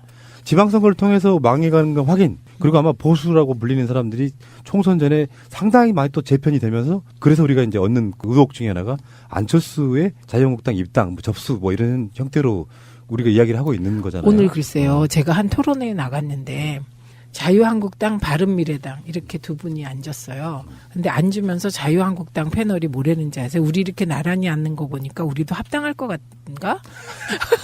그러는 거예요. 알고 있구나. 그 흐름이라는 게 뭐. 네. 자, 어쨌건 암울한 미래. 개인적인 얘기인데 지금 여론조사대로만 하면은 김부겸 장관이 대구시장 현 시장 권영진보다 2배가 넘게 나온다는 거예요. 네, 그건 못 뒤집어요. 네. 2배는. 근데 그 상황에서 만약에 김부겸 장관이 생각을 좀 바꿔서 대구를 만약에 민주당이 접수할 수 있다면 참 그 소멸을 빨리 앞당길 수 있는데 말이에요. 김부겸 장관이 지금 문재인 대통령의 개혁 정치에 어떤 굉장히 무거운 짐이 걸려 있는 참 묘한 상황이 있답니다. 근데 그게 이제 우리가요. 지방선거를 기호 1번으로 치르냐, 기호 2번으로 치르냐. 이게 대수로울까요? 방송은 오늘 박찬우 의원 이 사람이 지금 또 예, 우승 하나 줄었죠. 의원직, 예, 상실했죠. 1번으로 치르는 건 대구 쪽에서는 유리한가요? 유리하죠. 관성 때문에 네, 일단은 1번은 일단 유리해요. 안정감 같은 게 있는 거군요. 네, 그분들이 1번이시네. 보기에. 네. 평생 나는 무조건 누구 당이든 1번만 찍을 거야. 그런 분들이 있어요. 네, 정파와 상관없이 1번 여당을 여당. 밀어야 돼 이런 분이 있으세요. 와, 놀라운 게 제가 텔레그램에 보면은 문모닝이라는 방이 하나 있어요. 거기는 문재인 대통령 관련한 기사가 좋은 기사든 나쁜 기사든 문재인 그 키워드 보고 계속 올리는 방이 하나 있더라고요. 거기에 들어가 있는데 그런 기사 중에 있어요. 대구에서 그 대구 쪽 지방신문의 칼럼에 보면은 문재인 정부 언제까지 대구 홀대한 건가 이런 걸 막 써요. 그런 적이 언제 있었다고. 근데 왜 김부겸 장관이 대선할 때 그 대구에 가서 연설하는 장면 되게 유명한 장면이잖아요. 그렇죠. 네. 대구 사람 입장에서 정말 언제까지 미안- 이럴 거냐고. 그런 것들이 먹히는 것이라 그러면 저는 그 장관 자리는 누구나 할 수 있잖아요. 그분만 할 수 있는 게 아닌데. 아니 그거보다 어. 그 국회의원 지역구가 우리 당이 당선되기 어려운 지역구다. 이게 더 문제인 거예요. 한석 일더라도 난 대구선 가져오는 게 더 소중하다고 생각해요. 그러니까 뭐 어차피 그 김부겸 장관뿐만 아니고 이렇게 저렇게 현역 의원들이 빠져나가는 분위기니까. 근데 그건 당 입장에서는 굉장히 큰 일이에요. 제가 우리가 분석을 해봤는데 대략 한 11석 정도가 재보궐선거 이루어진다면 그중에 민주당 쪽 자리는 민주당이 가져올 분위기고요. 네. 근데 김부겸 같은 경우는 좀 예외일 텐데 네. 나머지는 다 거의 대부분 다른 정당의 자리예요. 그중에서 반타작만 해도 오히려 의석이 올라간다는 분석도 있어요. 그러니까 이건 딱 제가 말씀드리잖아요. 지방선거를 1번으로 치르냐 2번으로 치르냐 이고 그 전에 끝날 수도 있다. 예, 국회의장의 그렇구나. 예, 국회의장의 경우는 뭐 지방선거 이후에 선출해야죠. 선거가 있는데 뭐. 알겠습니다. 자유한국당 이야기였고요. 또 분발하십시오. 예. 자, 지금 바른미래당 이야기하겠습니다. 13일 날 바른미래당이 정식 출범했거든요. 네. 근데 너무 조용해요. 관심이 없어. 예. 공동대표에 유승민, 박주선 이렇게 맡았는데. 그리고 원내대표가 김동철을. 네, 그러니까요. 국민의당 원내대표가 그대로 이제 이어지는 그런 부분이고 토론 끝에 그 노선에 대해서 그러니까 일종의 이념에 대해서는 당원 당규에 안 넣는 걸로. 이분은 그런 거 되게 좋아해요. 안철수 씨가 원래 그랬잖아요. 민주당. 애매모 뿌옇게. 최근에 제가 방송하면서 느낀 것 중에 하나가 이념이 중요하구나. 이념이라고 하니까 막 이념 싸움 이런 게 아니고 가치관 노선인데 이게 정말로 일반적인 국민을 위해 정치를 할 거냐, 가진 자를 위해 정치할 거냐가 저는 가장 중요한 이념이고 노선이라고 보거든요. 그런 걸 안 넣겠다는 거 아니에요? 그러니까 이들이 민주당 당원에도 진보라는 말이 없다 뭐 이런 얘기를 했던데 당원의 진보라는 말을 넣고 안 넣고 이게 중요한 게 아니에요. 우리가 그때 광주 민주항쟁 당원에 넣는 문제로 안철수 대표가 그때 반대해가지고 무리빚었잖아요. 광주 민주항쟁 정신을 계승한다. 그러면 그게 보수겠습니까? 아 정말. 이게 이제 지금 굉장히 급하고 자신을 안 돌아본다는 뜻인데요. 사실 정체성이 없으면 그건 정당이 아니죠. 정당은 이념적 성향이 같은 사람들이 정권을 뺏기 위하여 만드는 게 정당이에요. 그런데 이념적 정체성이 없으면 그건 이제 이념적 정체성이 없으니까 정당이라고 보기 힘들어서 저는 이제 제가 평가하기를 정거장이다 이렇게 얘기한 거죠. 그러니까요. 네. 사실은 정치는 이념 그러니까 뭐 사회주의, 자본주의 이런 건 이념이 아니고 네. 누구를 위해서 정치를 할 거냐에 대한 그쵸. 정확한 명시가 있어야 되는 그쵸. 거죠. 자유한국당은요. 자기들이 흑수저당을 지향하겠다 하잖아요. 그렇게 사기를 쳐요 또. 아유 그래놓고 에이씨. 뭐 소방관 증원도 반대하고 안전공무원 다 반대하고 그거에 또 속으시면 이제 좀 그만 속으세요 어머니. 그러니까 홍준표가 자기 자신에 대해서 이야기하는 부분을 듣고 센 말이 안 나왔네 하고 지금 팟캐스트를 끌 시점에서 다시 등장하니까 얼마나 놀라겠어요. 그런데 안철수는 애초에 이제 중도파, 중재파들로부터도 당대표 내려놓고 바른정당과 협상해야 되는 거 아니냐, 뭐 중재를 다 거절하고 계속 일관되게 합당이 되면 나는 당대표 내려놓겠다 해서 지금 내려간 상황이에요. 네. 안철수는 이제 대표라고 부르면 안 돼요. 네. 지금 이 순간에는 전 대표예요. 네. 근데 그러면 안철수는 앞으로 뭐 할 거냐. 서울시장? 근데 그 부분에 있어서는 안철수라고 하는 캐릭터가 제가 몇 달 전에 예상했던 부분인데 서울시장 쪽으로 분위기를 언론들은 띄우지만 네. 안철수는 뭐라고 일관되게 답을 해왔냐면요. 당이 맡기는 소임은 다 할 거다 이렇게 정말 정치인스러운 오딩이잖아요. 자기가 당대표일 때. 그럼 국회 입성하려고 할까요? 가능성이 높은 쪽을 선택할 텐데 아마 이건 여론조사의 추이나 흐름을 굉장히 중요시 볼 거라고 보는데 사실 서울시장은 가능성이 없다. 그런 관점에서 봤을 때는 일단 한 군데밖에 없다라고 봐요. 자기 당 사람인 최명길 의원이 송파. 우승을 이룬 송파 정도는 보수 쪽 개념으로서는 분위기는 뭐 서울시장 나가네 만에 엄청 띄우겠지만 결국에 가능성 없는 것보다 안철수 입장에서 지금 가장 갖고 싶은 무기는 저는 원내라고 보거든요. 본인 스스로가. 그럼요. 네, 네. 원내인 것과 원외인 것은 하늘과 땅 차이고요. 국회 주변에는 국회는 국회의원인 것과 아닌 것으로 나누어진다. 그러니까 나중에 결과적으로는 안철수가 송파울도 안 나갈 수 있는데 이런 사전 정지 작업에서 서울시장 나갈 것처럼 자기의 규모를 키워놓으면 일개 거기는 지역구잖아요. 그런 면에서 뭔가 다른 이유를 들어서 유턴할 가능성도 있다. 네, 근데 그 그것도 가능성- 여론조사가 너무 안 나오면 본인 스스로는 철수한다. 철수한다 이렇게 보는 거죠. 근데 일단은 6월 지방선거에서 주요 포스트 서울시나 경기도는 바른미래당하고 자유한국당이 선거연대를 할 것으로 보이죠. 그리고 송파도 선거연대 할 것으로 보입니다. 그래서 그 선거연대를 통해서 그러니까 6월 지방선거가 양당이 다 이기려고 하는 게 아니라 선거연대를 통해서 최대한 해보고 6월 지방선거 이후에 헤쳐모여야 한다. 이런 흐름으로 보입니다. 목표가. 그러니까 그렇게 잡았을 때 안철수가 서울시장 출마하고 송파 출마하고 안 하고는 사실 큰 틀에서 보면 별게 아닌 거죠. 그러니까요. 예, 맞습니다. 그다음에 마지막으로 하나 짧게 질문 하나 드릴게요. 그 청와대 게시판에 청원 올라가 있는 거 아시죠? 국회의원 급여를 최저시급으로 하자. 저는 뭐 100% 동의해요. 그런 거. 100% 동의요? 예, 왜냐하면 저는 잠깐만요. 섣불리 대답하시면 안 되는 게 예. 열심히 하시는 분들도 있잖아요. 국회의원 중에. 민주당이나 뭐 진보정당 쪽에. 그러니까 그 7,530원으로 시급을 정해라. 이 말에 진위를 알아들어야 돼요. 그래서 저는 들어라 야당들아 이렇게 트윗을 올렸습니다. 그 전제는 일어나기 때문이에요. 흔들기 때문이에요. 그러니까 사실상 그렇게 바뀔 가능성은 일도 없지만 네. 국민들이 오죽하면 그렇게 청원을 나오겠어요. 올리겠어요. 정말 국민들 뼈 빠지게 고생해서 먹고 삽니다. 그러니까 국회가요. 국회가 그러면 안 돼요. 민주당이 포함되니까. 근데 민주당은 나름 열심히 잘하기 때문에 들어라 야당들아 이렇게 해야죠. 이런 마인드는 어떠세요? 근데 민주당 국회의원들의 너무 빠른 여당화, 전투력 좀 많이 떨어졌다 이런 이야기 비판 어떻게 받아들이십니까? 제가 국회의원이 아니라 그거 답할 의무가 없습니다. 아, 비급한 변명입니다. 아니 저는 솔로몬의 지혜입니다. 예. 신기한 게 개개인으로 놓고 보면 굉장히 많은 분들이 다 훌륭하세요. 근데 집단화되면 마치 우리 같은 남자들이 이주영 실장님이 너무 잘하는 이야기일 텐데 예비 군복을 입으면 뭔가 달라지는 거랑 좀 비슷한 게 있어요. 300분의 1, n분의 1이 주는 안온함이 있어요. 그러니까 청취자분들이나 여당 또는 문재인 대통령 지지자분들 입장에선 좀 더 이렇게 가열차게 싸워주면 좋겠는데 언론상에 드러난 사람은 별로 없다는 느낌을 분명히 갖고 있는 건 맞거든요. 그래서 뭐 최민희를 제외한 모든 국회의원들, 그러니까 국회의원도 아니신데 모든 국회의원들 너무 좀 잘 싸워주는 게 아니냐. 최민희는 뭐 정편 케이블 채널 나가서 너무 잘 싸운다 뭐 이렇게 칭찬이 쏟아져가지고 드린 말씀이었어요. 군계일학? 저 적폐의 표적이에요. 저요 민영삼도 민영사상 고발했고요.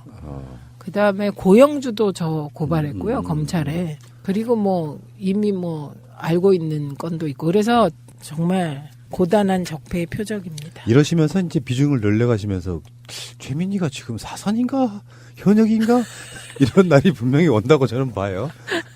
그래서 존재감 없는 분들보다 저도 깜짝 놀란 게 최근에 그 여당 국회의원 중에 핵발전소 문제를 탈원전 부분을 원상 복구해라 이렇게 하신 분들이 문제는 그 내용은 충격적인 걸 떠나서 저런 분도 있었구나라고 또 처음 듣는 국회의원이 나오는 거예요. 아 그렇구나 이런 생각이 좀 들더라고요. 그러니까 국회의원들 중에 존재감 있는 사람은 사실은 손가락으로 꼽을 수밖에 없는 정도. 그래서 대표, 원내대표, 원내수석, 부대표, 최고위원 그리고 대변인 하려고 하는 거죠. 정치적으로 성장하는 한 그 발판이 되니까. 알겠습니다. 고생하셨고 오늘은 아쉽게도 최민희 의원 목소리로만 하루를 지배하는 그런 날은 안 될 것 같고요. 자 명절 잘 보내시고 명절 후에 맞다. 고맙습니다. 잘 보내세요. 네, 새해 복 많이 받으시고요. 네. 예, 감사합니다. 다음 주에 뵙겠습니다. 고맙습니다. 예. 아무 생각 없이 듣는 방송 새날의 네버엔딩 스토리 27회를 시작하겠습니다. 와! 왕왕 돌아가네. 왕왕왕왕왕. 네. 아우 팟캐스트에서는 제가 유일하게 왕왕 돌아가네를 외치고 있어요. 네. 다른 데서 왕왕 안 돌아가가지고, 예. 자, 오늘도 이렇게 또 저와 함께 네버엔딩 스토리를 꾸며주실 세 분을 소개해드리도록 하겠습니다. 저는, 네, 개그맨 김일희고요. 네, 제 옆에는 우리 약초님 자리해주셨습니다. 안녕하세요, 약초입니다. 네. 약초님은 또 그거 하잖아요. 저 귀두 방송 하잖아요. 예. 귀두 스토리. 귀두 스토리가 또 인기가 많아졌는데. 예. 똑바로 얘기를 해줘야지. 정확하게 이름이 귀농일기입니다. 네, 귀농일기. 귀농일기에 빠져든 두 사람 해가지고, 그 나머지 한 사람이 바로 이제 청취자분들이잖아요. 그래서 이렇게 억지로 껴 맞췄어요. 예. 좀 늦으셨어요? 예. 이번에 그 추천 방송 되면서 네네. 한 100명 는 것 같아요. 와. 그럼 지금 총 몇 명 정도 되셨어요? 아까 보니 287명이던데요. 와. 그래서 점점 성장하고 있다라는 게. 100명이면 거의 뭐 30% 성장한 거잖아요. 광고 넣고 싶다. 예. 와. 방송으로 진출해야 되는데. 네. 6시 내 고향을 무너뜨리기 위해서. 야, 근데 이제 서서히 점점 늘어날 거예요. 이제 오랫동안 꾸준히만 하시면 예. 점점 나이 좀 드신 분들은 이제 조그맣게 농사 지면서 이렇게 그렇죠. 살고 싶다 하시는 분들이 많이 있어가지고 그러니까 저는 좀 환상을 깨는 방송이라고 보시면 돼요. 그러니까 6시 내 고향, 뭐 인간극장 이런 데서 네. 환상을 많이 불어넣거든요. 그러니까 전혀 현실과 상관없는 별개의 일을 이제 현실처럼 이렇게 내기 때문에 네. 제 방송을 들으면 이게 실제인가 보다 오히려. 그리고 실제 농사 지으신 분들은 제 말이 더 현실성이 있다는 걸 다 알아요. 위험하네. 그러면 이제 귀농에 관심 있어 왔다가 하면 안 되겠다. 다시 나갈 거 아니에요.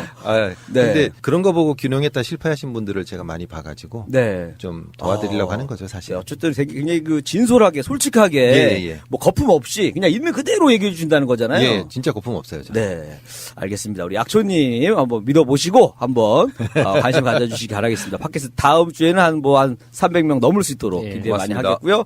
자, 우리 마차님 자리해 주셨습니다. 안녕하세요, 마차입니다. 네, 마차님 어떻게 또 요즘에 근황이 어떠세요? 고민거리 좀 하나 해결되셨어요? 저번에 법원 갔다 온 이야기 했었잖아요. 가려고 준비하고 있다 이런 얘기만 했었어요. 네, 그래서 그 주에 있었기 때문에 소액 재판이지만 제가 다녀온다고 했었잖아요. 네, 예. 그래서 가서 정말 5분도 안 하더라고요. 금방 끝나네. 그런데 판사가 여자였고 예. 제가 원고잖아요. 돈을 네. 받아야 되는 사람. 저한테만 질문을 하고 피고한테는 질문도 안 하더라고요. 야, 그럼 좀 유리한 건가 여기? 피고는 할 말이 뻔하잖아요. 아닙니다. 나는 모릅니다. 기회가 안 됩니다. 잠깐 이야기를 하자면 그 사장이 나왔는데 자기가 이제 사업자 등록증상의 사장이 아니니까 네. 자기가 대리로 나온 직원이라고 그렇게 판사 앞에서 얘기를 하는 거예요. 나는 알잖아요, 사실은. 네. 그래서 이 사람이 사장 맞다고 그랬더니 위임장 가져왔으면 내봐라 해서 판사한테 줬는데 이 위임장 이렇게 쓰는 거 아니라고 얘기하고 그다음부터 이 사람한테 발언권을 아예 안 줘. 그리고 결과도 나왔어요? 근데 이게 결과가 저도 자료를 가지고 왔고 저쪽에서도 네. 자료를 더 가져왔다고 그렇게 이야기를 하니까 그럼 이 자료를 내고 3월 중순에 다시 잡혔거든요. 그 네. 날짜가. 그래서 한 번 더 해야 돼요. 한 번 더. 그럼 이자까지. 이자는 계속 늘어나고 있는 거죠. 야, 그래서 제가 법적 지식이 없는 입장에서 좀 분석을 하자면 눈치로 분석하자면 네. 마차님한테 유리하게 진행되고 있습니다. 동의. 같아요. 동의죠? 왜냐면 그 날짜 기다리는 동안이라도 좀 즐거우셔야 되니까. 네. 자, 마차님은 지금 이렇게 또 새해를 법정 소송으로 보내고 계시고 우리 야수님 자리하고 계십니다. 안녕하세요, 야수입니다. 네. 야수님은 또 한 주간 또 어떤 일이 있으셨는지. 굉장히 네. 춥게 춥게. 잘 지냈습니다. 야, 아직까지도 춥게 지내고 계세요. 특히나 이번 올림픽 관련해서 그렇지, 올림픽. 응원단이 내려왔잖아요. 네. 그 기사를 보면서 사실 제가 봤던 기사를 또 보고 또 읽고 하는 경우가 없거든요. 한 번 본 기사는 그냥 다시 안 봅니다. 근데 그 북한 응원단 관련 기사는 읽을 때마다 너무 마음이 설레고 이렇게 또 뭔가를 상상하게 하더라고요. 여러 번 읽으셨어요? 예. 보고 또 봐도 재밌었어요. 야, 약간 또 특이한 또 스타일이시네요. 이게 우리나라가 정말 내가 만약에 자전거를 타고 판문점을 지나서 평양이나 저 함경도까지 갈 수 있다면 네. 어떤 여행 루트를 짜야 될까 이런 상상도 하고. 그러니까 또 인라인 스케이트 좋아하시니까 또 그렇죠. 인라인 스케이트를 타고 그렇죠. 쫙 금강산까지 가시는 거죠. 그렇죠. 머리 염색하고. 머리 생각만 해도 꼴 보기 싫어. 우리 여러분들 우리 야수님을 실제로 안 봐가지고 그냥 그래도 웬만하면 잘 어울리겠지 이렇게 상상하실 수가 있지만 실제로 보면은 여러분들 놀라십니다. 이것도 약간 몸이 호리호리하신 분들이 금발에 목에 장발해야 어울리지. 약간 살점이 있으세요. 뒤에서 보면 다 아줌마라고 불렀어요. 그러니까는 우리 김용민 PD, 낙곰수 유명한 김용민 PD님보다 한 5kg 덜 나간다고 생각하시면 얼추 맞습니다. 6kg 해주세요. 6kg. 6kg로 할까요? 네. 자, 저도 뭐 한 주 동안 뭐 다양한 일들이 있었는데 이제 져서 이제 조금씩 이제 뭔가 좀 조용하게 지내다 보니까 이제 뭔가 하고 싶어진다. 그런 마음이 이제 조금씩 생기면서 제가 이제 좀 살도 좀 빼고 싶고 그런데 그래서 그거는 제가 좀 이따가 오늘 주제랑 또 그게 또 맞아 떨어져요. 네, 그래서 오늘의 주제가 바로 미팅의 추억 아니겠습니까? 예. 뭐 사람과의 미팅뿐만 아니라 뭐 물건과의 미팅 뭐 다 됩니다. 수많은 주제가 있는데 오늘 이걸로 한번 이야기를 나눠보도록 할게요. 자, 뭐 순서를 한번 정해볼까요? 자, 가위바위보! 자, 또 약초님 꼴찌 하셨고요. 새롭지도 않아요. 이제 항상 늘 꼴찌 하시니까. 가위바위보! 마차님이 3등. 자, 가위바위보! 네, 우리 야수님이 오늘 1등 하셨고 제가 2등입니다. 저는 항상 똑같이. 그는 항상 1등 할 때마다 고르는 거 있잖아요. 네네. 소재 탐색을 위한 3등. 3등. 세 번째. 3번. 그럼 저는 2번 하겠습니다. 2번. 자, 우리 마차님이 고를 수 있어요? 제가 1번 할게요. 좋습니다. 우리 약초님이 4번입니다. 예. 자, 시작하도록 하겠습니다. 미팅의 추억입니다. 저는 미팅을 해본 적이 없어요.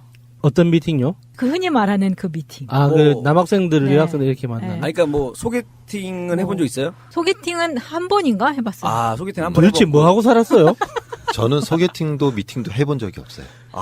도대체 뭐 하고 살았어요? 그러니까 굳이 이제 차이점을 얘기하자면 미팅은 좀 여러 명이 네. 나와가지고 이렇게 하는 거고 소개팅은 이제 누구 소개로 1대1로 만나는 거잖아요, 보통.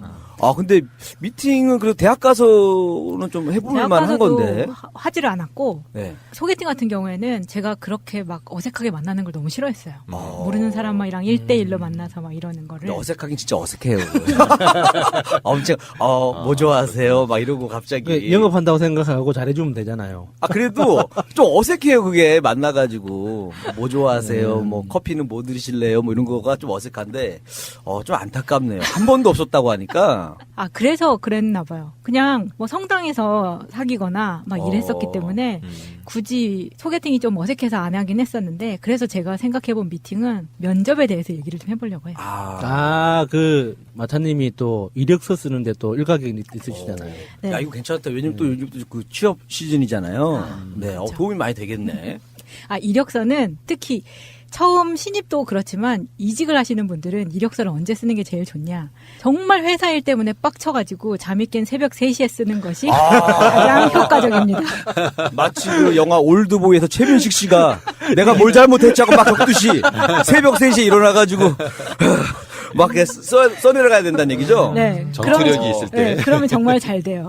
그리고 노트북을 이렇게 딱 켰을 때 메인 화면이 포탈이 아니라 구인 사이트. 거기를 딱 해놓고 내가 원하는 딱 그 카테고리를 아예 딱 지정을 해서 그걸 홈페이지로 만들어 놓고 켜자마자 그게 나오게. 그 정도는 해야죠. 늘 컴퓨터를 키자마자 내가 지금 새로운 직장을 찾고 있었지 이 생각이 들게끔. 네.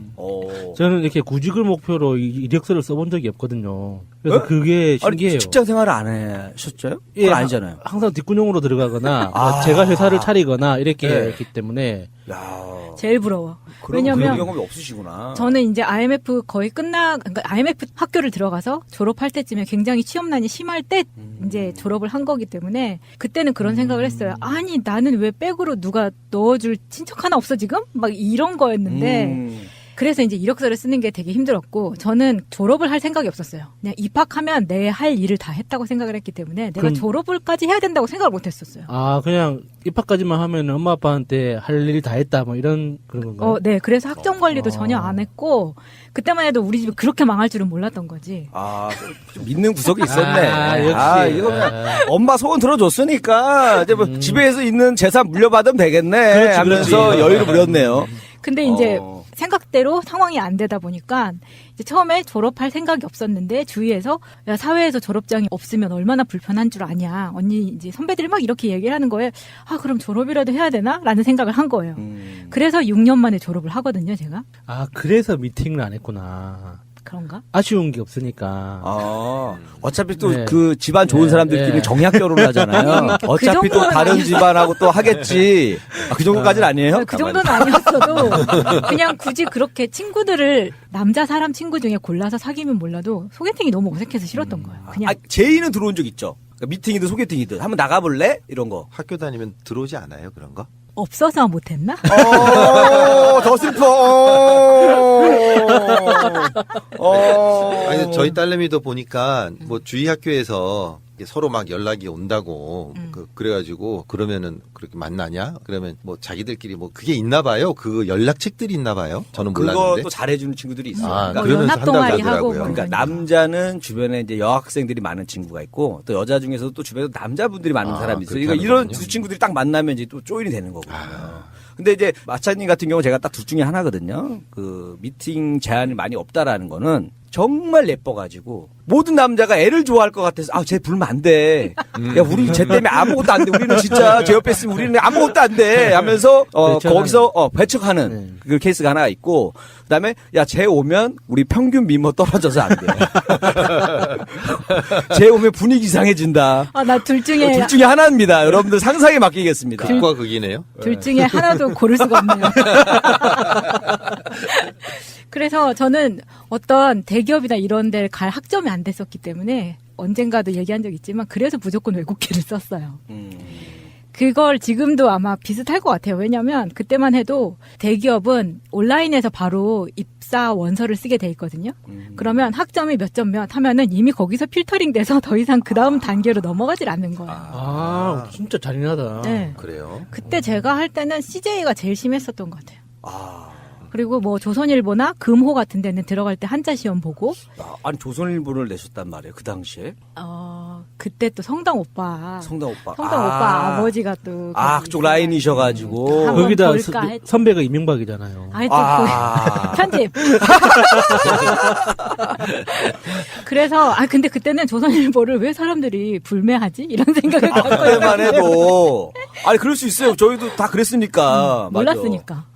그래서 이제 이력서를 쓰기 시작을 한 거예요. 근데 그때만 해도 아까 말씀드린 것처럼 대기업은 온라인 입사 원서를 썼지만 외국계 같은 경우에는 그런 시스템이 안 됐기 때문에 작은 회사들은 그러면 이제 이력서를 뽑아서 우편으로 붙이거나 이메일로 보내거나 하는데 이메일도 보내고 저는 이제 더 한 번 더 봐달라고 출력을 한 다음에 그 황금색 클립을 꽂아요. 일부러 한 서너 장 되니까 일부러 클립도 왜 황금색으로 굳이 또 그냥 평범한 것보다 좀 튀고 싶기도 튀어야 하고 되니까. 있어 보이고 싶기도 하고 그래서 그리고 그거를 투명한 그 클리어 파일 있잖아요. 네. 거기에다 넣어요. 그렇게 넣은 다음에 이제 그 우체국 봉투 있잖아요. A4 네. 봉지 거기에다 넣어가지고 우편으로 또 보내는 거예요. 그러면 인사 담당자가 두 번을 볼 수 있게 만드는 거죠. 네.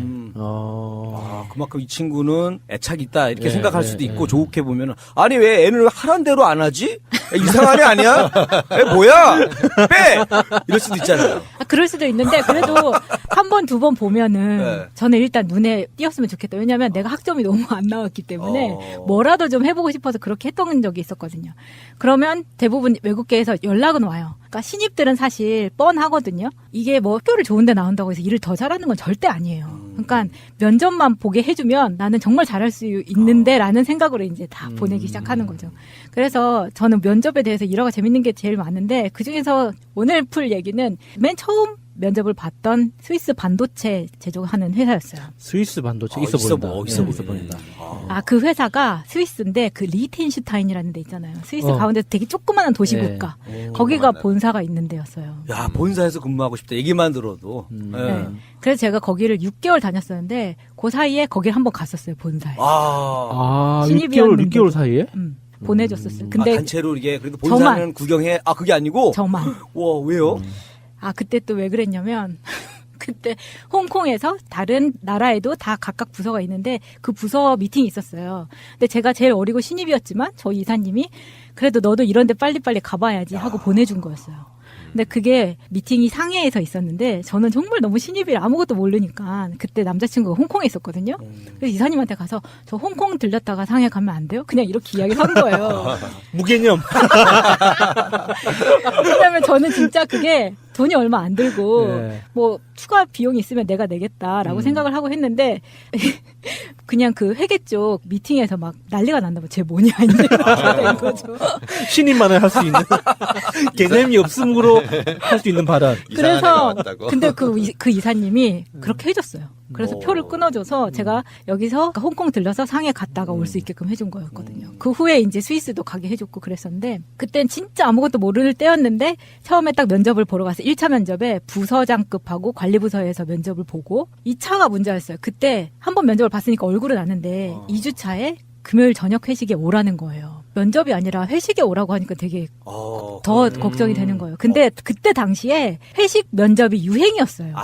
그럴 때가 있었었잖아요. 맞아요. 그때. 예전에 뉴스에서 몇 번 나왔던 네, 것 무슨 같아요. 뭐 압박 면접 하는 맞아, 것도 맞아. 있고, 뭐 회식 면접이 있고, 뭐팀 면접 있고, 무슨 뭐 미션 지금은 주고. 좀 덜한데 네. 그때 압박 면접 압박 면접 할 때 아빠 면접 최고죠. 그렇게 살고 싶어. 제 친구 중에 하나는 과자 회사에 면접을 봤는데 그때 압박 면접으로 얘가 좀 통통했거든요. 근데 너 이렇게 통통한데 우리 회사에서 과자 더 먹고 살 더 찌면 어떡할래? 이런 질문을 한 거예요. 지금 같으면 그거 난리 소송감. 나는 거 아닙니까? 소송감이지. 걔가 그래서 지금까지 취업을 못하고 공무원 시험 본다고 7년 동안 그러고 이제 다른 회사 면접을 못 봐요. 그래서 그거 보고 충격받아가지고. 그 이후로 다른 회사를 절대 못 가. 그러니까 그런 진짜 부작용이 있다니까요. 충격받으면. 아무튼 그런데 제가 술을 못 마시는데 회식 면접을 오라고 하니까 너무 그러네. 걱정이 되는 거예요. 그래서 딱 갔는데 저는 태어나서 처음으로 그때 과메기라는 거를 봤어요. 아, 충격. 오. 와. 왜냐면 저는 전라도에서 컸고 학교를 서울로 갔으니까. 아니, 전라도랑 서울이랑 그 무슨 상관이에요? 아니 그게? 왜냐면 전라도에서는 과메기를 전혀 안 먹어요. 그럴 수 아니, 있어요. 그래서 TV 프로 같은 데서는 좀 봤을 거 그것도 아니에요. 본 적이 없어요. 관심이 도대체 없으니까 또 안 보이는 거예요. 과메기가 뭔가 해서 나왔을 때에서야 설명을 해주니까 이게 뭐 어떻게 말려가지고 나온 거다 이렇게 알았거든요. 저도 안동 가서야 과메기가 뭔지 알았어요. 신기해. 근데 일단 술을 못 먹는데 과메기도 되게 어색한 음식이고 면접이라고 해서 저 옆에 되게 키 큰 여자애가 와 있었던 거예요. 그러니까 최종 2명이라는 거예요. 야, 또 비교되게 또. 이렇게. 너무 힘든 거예요, 이 자체가. 아니, 최근에 어떤 그 사진 유행했잖아요. 세계 최장신 남자랑 네. 세계에서 가장 작은 여자분이 두 분이 찍은 사진이 있어요. 마치 그것처럼 이제 두 분이 이제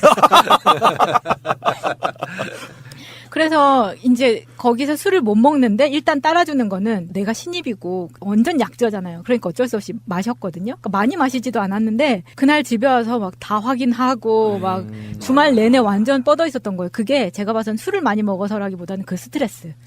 긴장. 네. 그 회식을 하고 난 다음에 노래방까지 갔거든요. 근데 그 노래방에서 까불고 놀 수도 없는 상황이고 막 너무 싫은 거예요. 그 상황 자체가. 다 어색한 사람들이랑 하는 것도 싫은데. 궁금하다. 그럼 어떻게 해요? 거기서 노래 한번 불러봐. 뭐 이렇게 돌아가면서 이렇게 시키는 그냥 건가요? 자기들 회식할 때처럼 직원이 된 것처럼 어. 막 친하게 막 다 잘해주긴 하는데 그게 내가 당장 월요일에 발표하면 이 사람들하고 그냥 쌩까고 헤어지는 거잖아요. 예. 그런 상황이 너무 싫은 거예요. 어떻게 내가 해야 될지를 몰라는 그러네. 상황이 되는 거예요. 어떻게 보면 확실히 그 사회초년생, 이제 막 대학을 졸업한 대학생 마인드. 그러니까. 내일 헤어질지 어떠실지도 모르는데 오늘 왜 열심히 해? 막 이런 거. 내가 막 괜히 정드는 게 싫고 막 이럴 수도 있잖아요. 그래서 딱 월요일에 합격 통지가 왔어요, 저한테. 그러니까 2명 중에 제가 된 거예요. 그 키 큰 여자분 이기고. 네, 그 여자분. 저는 그 여자분이 될 줄 알았거든요. 왜요? 왜냐면 일단 이 회사에 더 어울리는 것 같고. 영어도 스위스 스타일이야. 스위스 스타일. 아, 키가 스위스 사람들 키가 크거든요. 키가 크고. 영어도 더 잘하는 것 같고 막 이런 거예요. 그래서 나는 막 또 기가 죽어가지고 있었는데 첫 출근을 했는데 저를 뽑아준 이사님이 이제 저를 불러서 그러는 거예요. 내가 너 뽑고 욕 많이 먹었다. 왜? 그러니까 잘 해라 이렇게. 이거 했는데 왜 욕을 왜 먹은 처음에는 저는 왜요 이걸 못 물어보겠는 아. 거예요. 그래서 물어보지 못했는데 나중에 이사님이랑 이제 조금 더 익숙해지고 난 다음에 이사님한테 물어봤어요. 그 이사님하고는 지금도 연락을 해요. 그 이사님이 저한테 뭐라 그랬냐면 야 내가 너 안 뽑으면 너 갈 데 없을 것 같아가지고 그래서 이사님이 지금도 회사에서 욕을 먹고 나간 작정인데도 계속 술만 먹으면 너 그때 마차 왜 뽑아가지고 아니, 이사님이 지금 그 재밌게 이야기하느라고 그렇게 이야기하겠죠. 설마 그런 것 그렇겠어요. 같은데요. 네. 아니 근데 어쨌든 본인이 내가 안 돼 보였든 어쨌든 진정성은 봐줬던 것 같아요. 제가 정말 간절했었거든요. 빨리 회사를 다녀야 될 상황이었고 막 이랬기 때문에. 그랬는데 나중에 정말 이런 얘기를 들었어요. 회사 막내고 회사에서 마스코트처럼 일을 시키려고 뽑아놨는데, 왜냐면 저희가 이제 마케팅 커뮤니케이션 부서였었거든요. 그랬는데 저렇게 작은 애를 뽑아놓으면 어떡하냐고 그 얘기를 제가 들은 거예요. 그게 무슨 상관이에요? 그 키랑 그게 내 말이 짜증나죠. 우리나라 이상한 편견이 너무너무 많은 것 같아요. 네, 그니까 이력서 통과하고 면접을 봐서도 뽑아놨는데 이제 면접에 안 들어온 나를 처음 본 임원진이 있을 거 아니에요. 그런 사람들이 야 새로운 쟤 뭘로 왜 뽑았냐 이렇게 했을 때 그냥 딱 보고 쟤 저렇게 조그만 애를 뽑았다고 이제 막 그런 얘기를 하니까 지금 이 시점에 저 P&G 그룹 있잖아요. P&G 그룹의 한국 P&G의 마케팅 총괄 책임자가 마타님이랑 키 비슷해요. 여자분인데. 근데 저는 고등학교, 대학교까지만 해도 제가 키 작은 거에 대해서 되게 스트레스를 많이 받았었는데 지금은 그런 게 없거든요, 사실. 근데 그때 그런 소리 들으니까 엄청 짜증나더라고. 그러니까 저로 치면은 아니 이렇게 눈짜가를 왜 뽑은 거야? 답답하게. 저도 그런 이런 거 비아냥을 아니에요. 많이 기분 들었어요. 나쁘지. 친구들이 막 놀리거든요. 대가리 크다고. 그걸 아시는 분이 금발을 해갖고 머리를 길고 댕겨? 그걸 아는 사람이 그래? 아니, 게시판에 바야바 사진도 올라왔던데. 나도 봤어요. 그 바야바 사진. 반박할 사진이 없어가지고 못 올렸어요. 그 어렸을 때 친구들이 많이 보내줬던 거예요. 네. 근데 사실 일을 시켰을 때 신입은 사실 차이가 별로 안 난다 그랬잖아요. 네. 말을 얼마나 알아먹고 빠릿한가 그리고 성실한가 이거거든요. 그래서 저는 스위스 회사다 보니까 그리고 이제 제가 맡은 뭐라 그러지? 잡 디스크립션. 업무가 영어로 하니까 생각이 나네요. 와 부럽다. 영어가 먼저 떠오르는 거 아니에요 지금? 저한테도 되게 생소했어요. 왜냐면 그거는 다른 말로 막 이제 한글로 바꿔서 쓰지도 않고 일단 회사를 들어가면 영어 이름을 하나씩 만들어요. 그래서 부서 직함 빼고 영어로만 부르는 거예요. 부장님도. 영어 이름 뭐예요? 그때 이름은 제니였는데 왜냐면 그때 막 제니야. 다른 미니미 이런 건 줄 알았더니 다행이네. 미니미 네 이런 거 아니 다행이네. 아니 그때 그러고 나서 회사 옮기면서 창씨 개명을 해가지고 또 이제 다른 이름으로 바뀌긴 했는데 왜냐면 제니라는 이름 자체부터 너무 애 같은 느낌이 나가지고 왜요? 제인이 어때서? 우리 제인이 저기 있는데. 젠 말이야. 젠 하다. 젠 영어로 이름 젠. 그렇게 영어로 부르지? 그 다음에 사실 저한테 아까 말했던 그런 출장 기회가 오는 게 쉽지는 않아요. 근데 내가 만약에 대기업에 들어갔었으면 내가 몇 년 차가 됐어도 해외 출장 나가는 기회가 그렇죠, 쉽지 오지 않았을 거고 그때 들어간 지 3개월 만에 그렇게 중국 출장을 갔는데 가서 제가 영어를 웬만큼 한다고 생각을 했어도 끝나고 나서 제 옆에 있는 애한테 우리 지금 이제 어디 간다고? 이런 걸 꼭 물어보는 게 너무 자존심이 상하는 거예요. 앞에서는 막 그렇게 하고 하다가 그러고 나서 한 5개월 차쯤에 이제 스위스 본사를 출장을 간 거죠. 그때 너무 떨렸었거든요. 왜냐면 아무도 안 가고 나 혼자만 가는 거였고 스위스에서 다시 기차를 타고 리텐슈타인에 들어가는 거였거든요. 근데 그때도 되게 웃겼어요. 제가 정말 이제 첫 출장이니까 너무 짐을 많이 가져간 거예요. 짐을 정말 이민 가방처럼 들고 간 거예요. 신발 4컬레 막 이렇게 이미그레이션에서 돌아가세요. 그러니까 미혼에 여자가 그렇게 큰 가방 메고 가면은 다 잡는다고. 불법 체류. 근데 정말 그때 웃겼던 게 제가 그렇게 큰 가방을 이렇게 기차 플랫폼에만 서 있으면 거기 남자들이 다 들어다 올려주고 다 들어다 내려주고 다 사람 크기하고 비슷한 가방에 같이 있으면. 근데 진짜 동양 사람이 없었는데 그 기차에 어떤 이제 동양 남자가 자꾸 나를 쳐다보는 거예요. 그래서 나를 왜 쳐다보나 한국 사람인가 혹시? 그리고 이제 그냥 그때는 핸드폰도 지금처럼 막 돼 있을 때가 아니니까 그냥 창밖만 쳐다보고 있었는데 그 사람이 혹시 한국에서 오셨어요? 나한테 그러는 거예요. 왜냐면 너무 복장이 한국계스러우니까. 근데 알고 봤더니 이 사람이 대한항공 다니는 엔지니어셨던 거예요. 스위스에서. 네. 그래서 그분이 저를 기차역까지 차로 데려다주고 이거를 다 해줬어요. 그래가지고 정말 그 조그만한 나라에서도 한국 사람 만나니까 그런 도움을 받더라고요. 반갑진 않았어요? 처음에는 무서웠어요. 나 여기서 이제 못 돌아가나. 그럴 수 있죠. 내가 이렇게 차를 얻어 타다니. 막 이런 생각? 그래서 그때가 이제 첫 면접이었는데 다음 회사들 면접을 봤던 거는 제가 에피소드를 좀 아껴놓으려고 그래요. 왜냐면 다음 주제에 맞춰서 또 껴넣어가지고 얘기를 해야 될 거리가 있어야 되기 때문에. 현명해지셨어. 그럼 얘기 오늘 여기까지인가요? 첫 면접 얘기? 네, 면접 여기까지입니다. 네. 감사합니다. 그렇군요.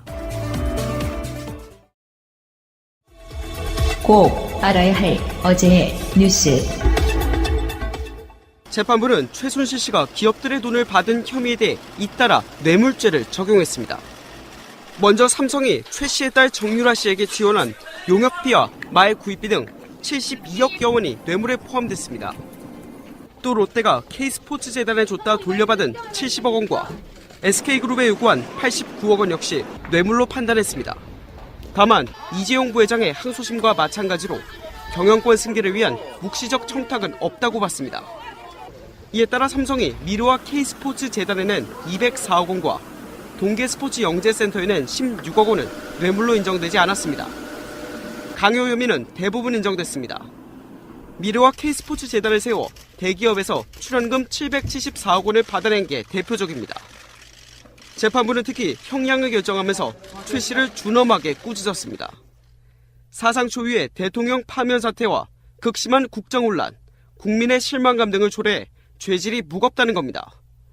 그런데도 최 씨가 수사 단계부터 법정에 이르기까지 기획된 사건이라는 등 납득하기 어려운 변명으로 일관했다고 밝혔습니다. 재판부는 특히 대통령 파면의 책임이 책무를 방기한 박근혜 전 대통령과 국정을 농단해 사익을 추구한 최 씨에게 있다고 못 박았습니다. 이처럼 뇌물과 강요, 국정 파탄의 책임 등을 물어 재판부는 최 씨에게 징역 20년의 중형을 선고했습니다. 또 그동안 받아온 뇌물 금액을 감안해 벌금 180억 원과 추징금 72억 원도 함께 물렸습니다. 앞서 이재용 부회장의 2심 재판부는 삼성이 최순실 씨의 코어 스포츠로 직접 보낸 용역비 36억여 원만 뇌물로 인정했습니다. 그러면서 집행유예를 선고하고 이 부회장을 풀어줬습니다. 하지만 최순실 씨 1심 재판부는 최 씨가 삼성으로부터 받은 뇌물이 모두 72억여 원이라고 판단했습니다. 삼성이 최 씨에게 제공한 말 3마리 구입비 등 36억여 원도 뇌물로 인정했기 때문입니다. 특히 재판부는 금품의 소유자 명의가 누구로 돼 있든지 이를 받은 사람에게 실질적인 사용, 처분 권한이 있다면 뇌물이라는 대법원의 판례까지 들었습니다. 이 부회장의 2심 재판부가 증거 능력을 인정하지 않은 이른바 안종범 수첩 역시 최 씨의 1심 재판에선 증거로 받아들여졌습니다. 안종범 전 수석은 수첩 내용에 대해 박근혜 전 대통령이 불러준 내용을 기계적으로 받아 적었다고 진술한 바 있는데 이런 점을 감안해 정황 증거로 인정할 수 있다는 겁니다. 이 같은 법원 간의 판결 충돌은 향후 이재용 부회장의 대법원 상고심에서도 쟁점이 될 것으로 보입니다. 이런 가운데 법조계에선 신동빈 롯데 회장 실형과 이재용 부회장의 집행유예를 놓고 형평성 논란이 제기되고 있습니다. 롯데그룹은 지난 2016년 K스포츠재단이 추진하던 경기도 하남시 체육시설 건립을 위해 70억 원을 지원했습니다. 재판부는 이 돈을 뇌물로 판단하고 신동빈 롯데 회장에게 징역 2년 6월과 추징금 70억 원을 선고하고 법정 구속했습니다. 재판부는 박근혜 전 대통령이 면세점 특허 문제가 신 회장의 핵심 현안이라는 점을 잘 알고 K스포츠재단에 추가 지원할 것을 요구했다고 봤습니다. 신 회장 역시 대통령의 영향력이 롯데에 유리하게 행사될 것이라 기대했다며 둘 사이에 묵시적인 부정한 청탁이 있었다고 판단했습니다.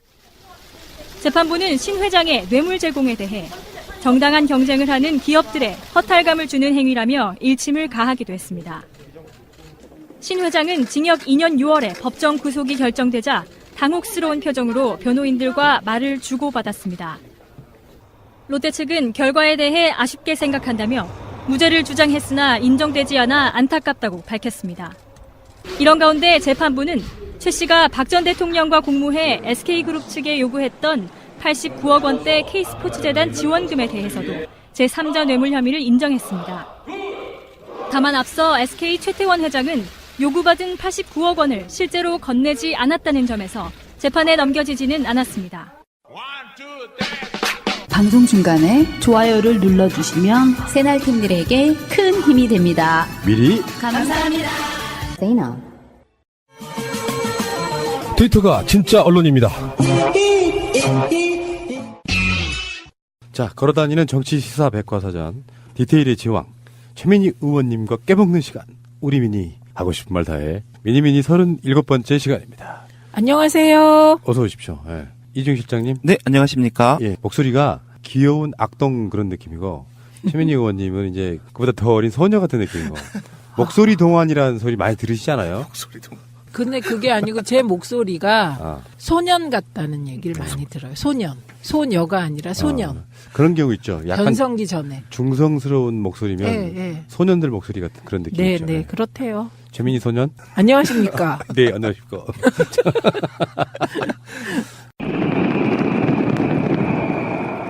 제23회 동계올림픽 대회인 평창 동계올림픽 대회의 개회를 선언합니다.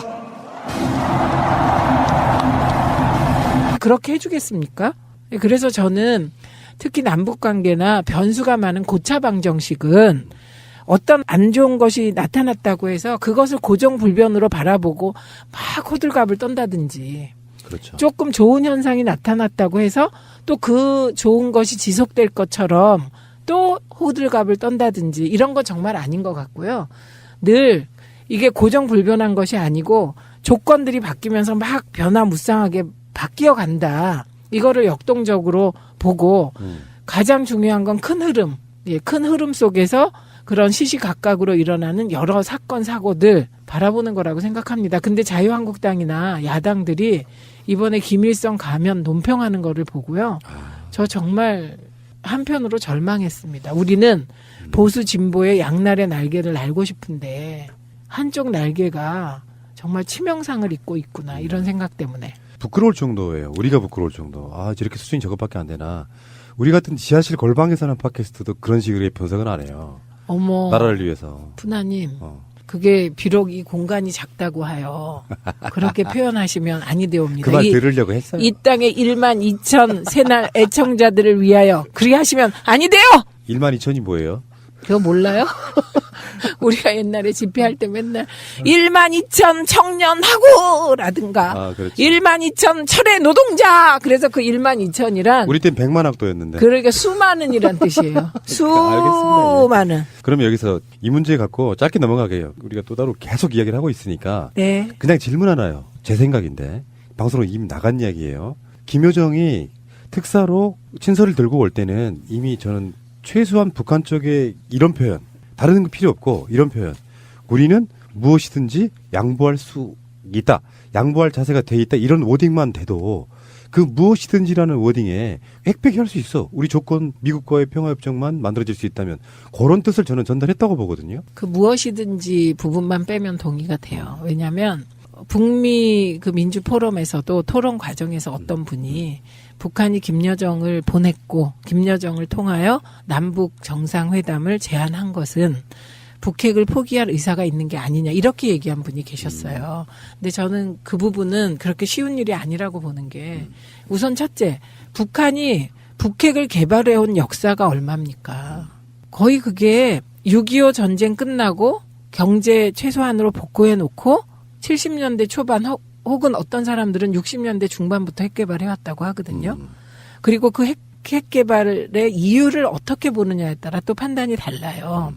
핵 개발을 침공용으로 보느냐 아니면 핵 개발을 자위용으로 보느냐 그에 따라 다르거든요. 근데 어떤 쪽이건 간에 공격이 최선의 방어다. 그래서 핵이 있으면 힘을 갖게 되잖아요. 그리고 나를 보호할 수 있게 되잖아요. 그래서 그건 답을 내지 않고 어쨌든 핵 개발을 그렇게 오랫동안 해오면서 체제를 지켜온 거잖아요. 짧으면 50년, 길면 60년이거든요. 그러니까 그게 그렇게 쉽게 포기될 일은 아니고요. 그리고 핵 전쟁 억지력은 전 세계 공통 인정되는 거거든요.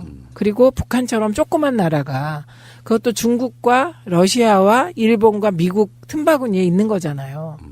예, 그렇기 때문에 푸나님 말 중에 무엇이든지만 빼면 저는 뭐 동의가 되고요. 그래서 오히려 이번 제안은 한반도 중심으로 한반도가 손을 잡고 북핵 문제를 해결해 보자 이 취지가 더 커요. 근데 그 문재인 대통령의 마음을 움직일 수 있는 부분은 항상 그런 얘기를 했거든요. 평창 올림픽 기간 내내 문재인 대통령은 북핵만 생각할 수밖에 없는 위치 지금 돼버렸는데 명시적으로 그게 명시적이든 아까 그 최순실 재판에서 그런 표현이 나와요. 명시적이냐 암묵적이냐 뇌물에 대해서.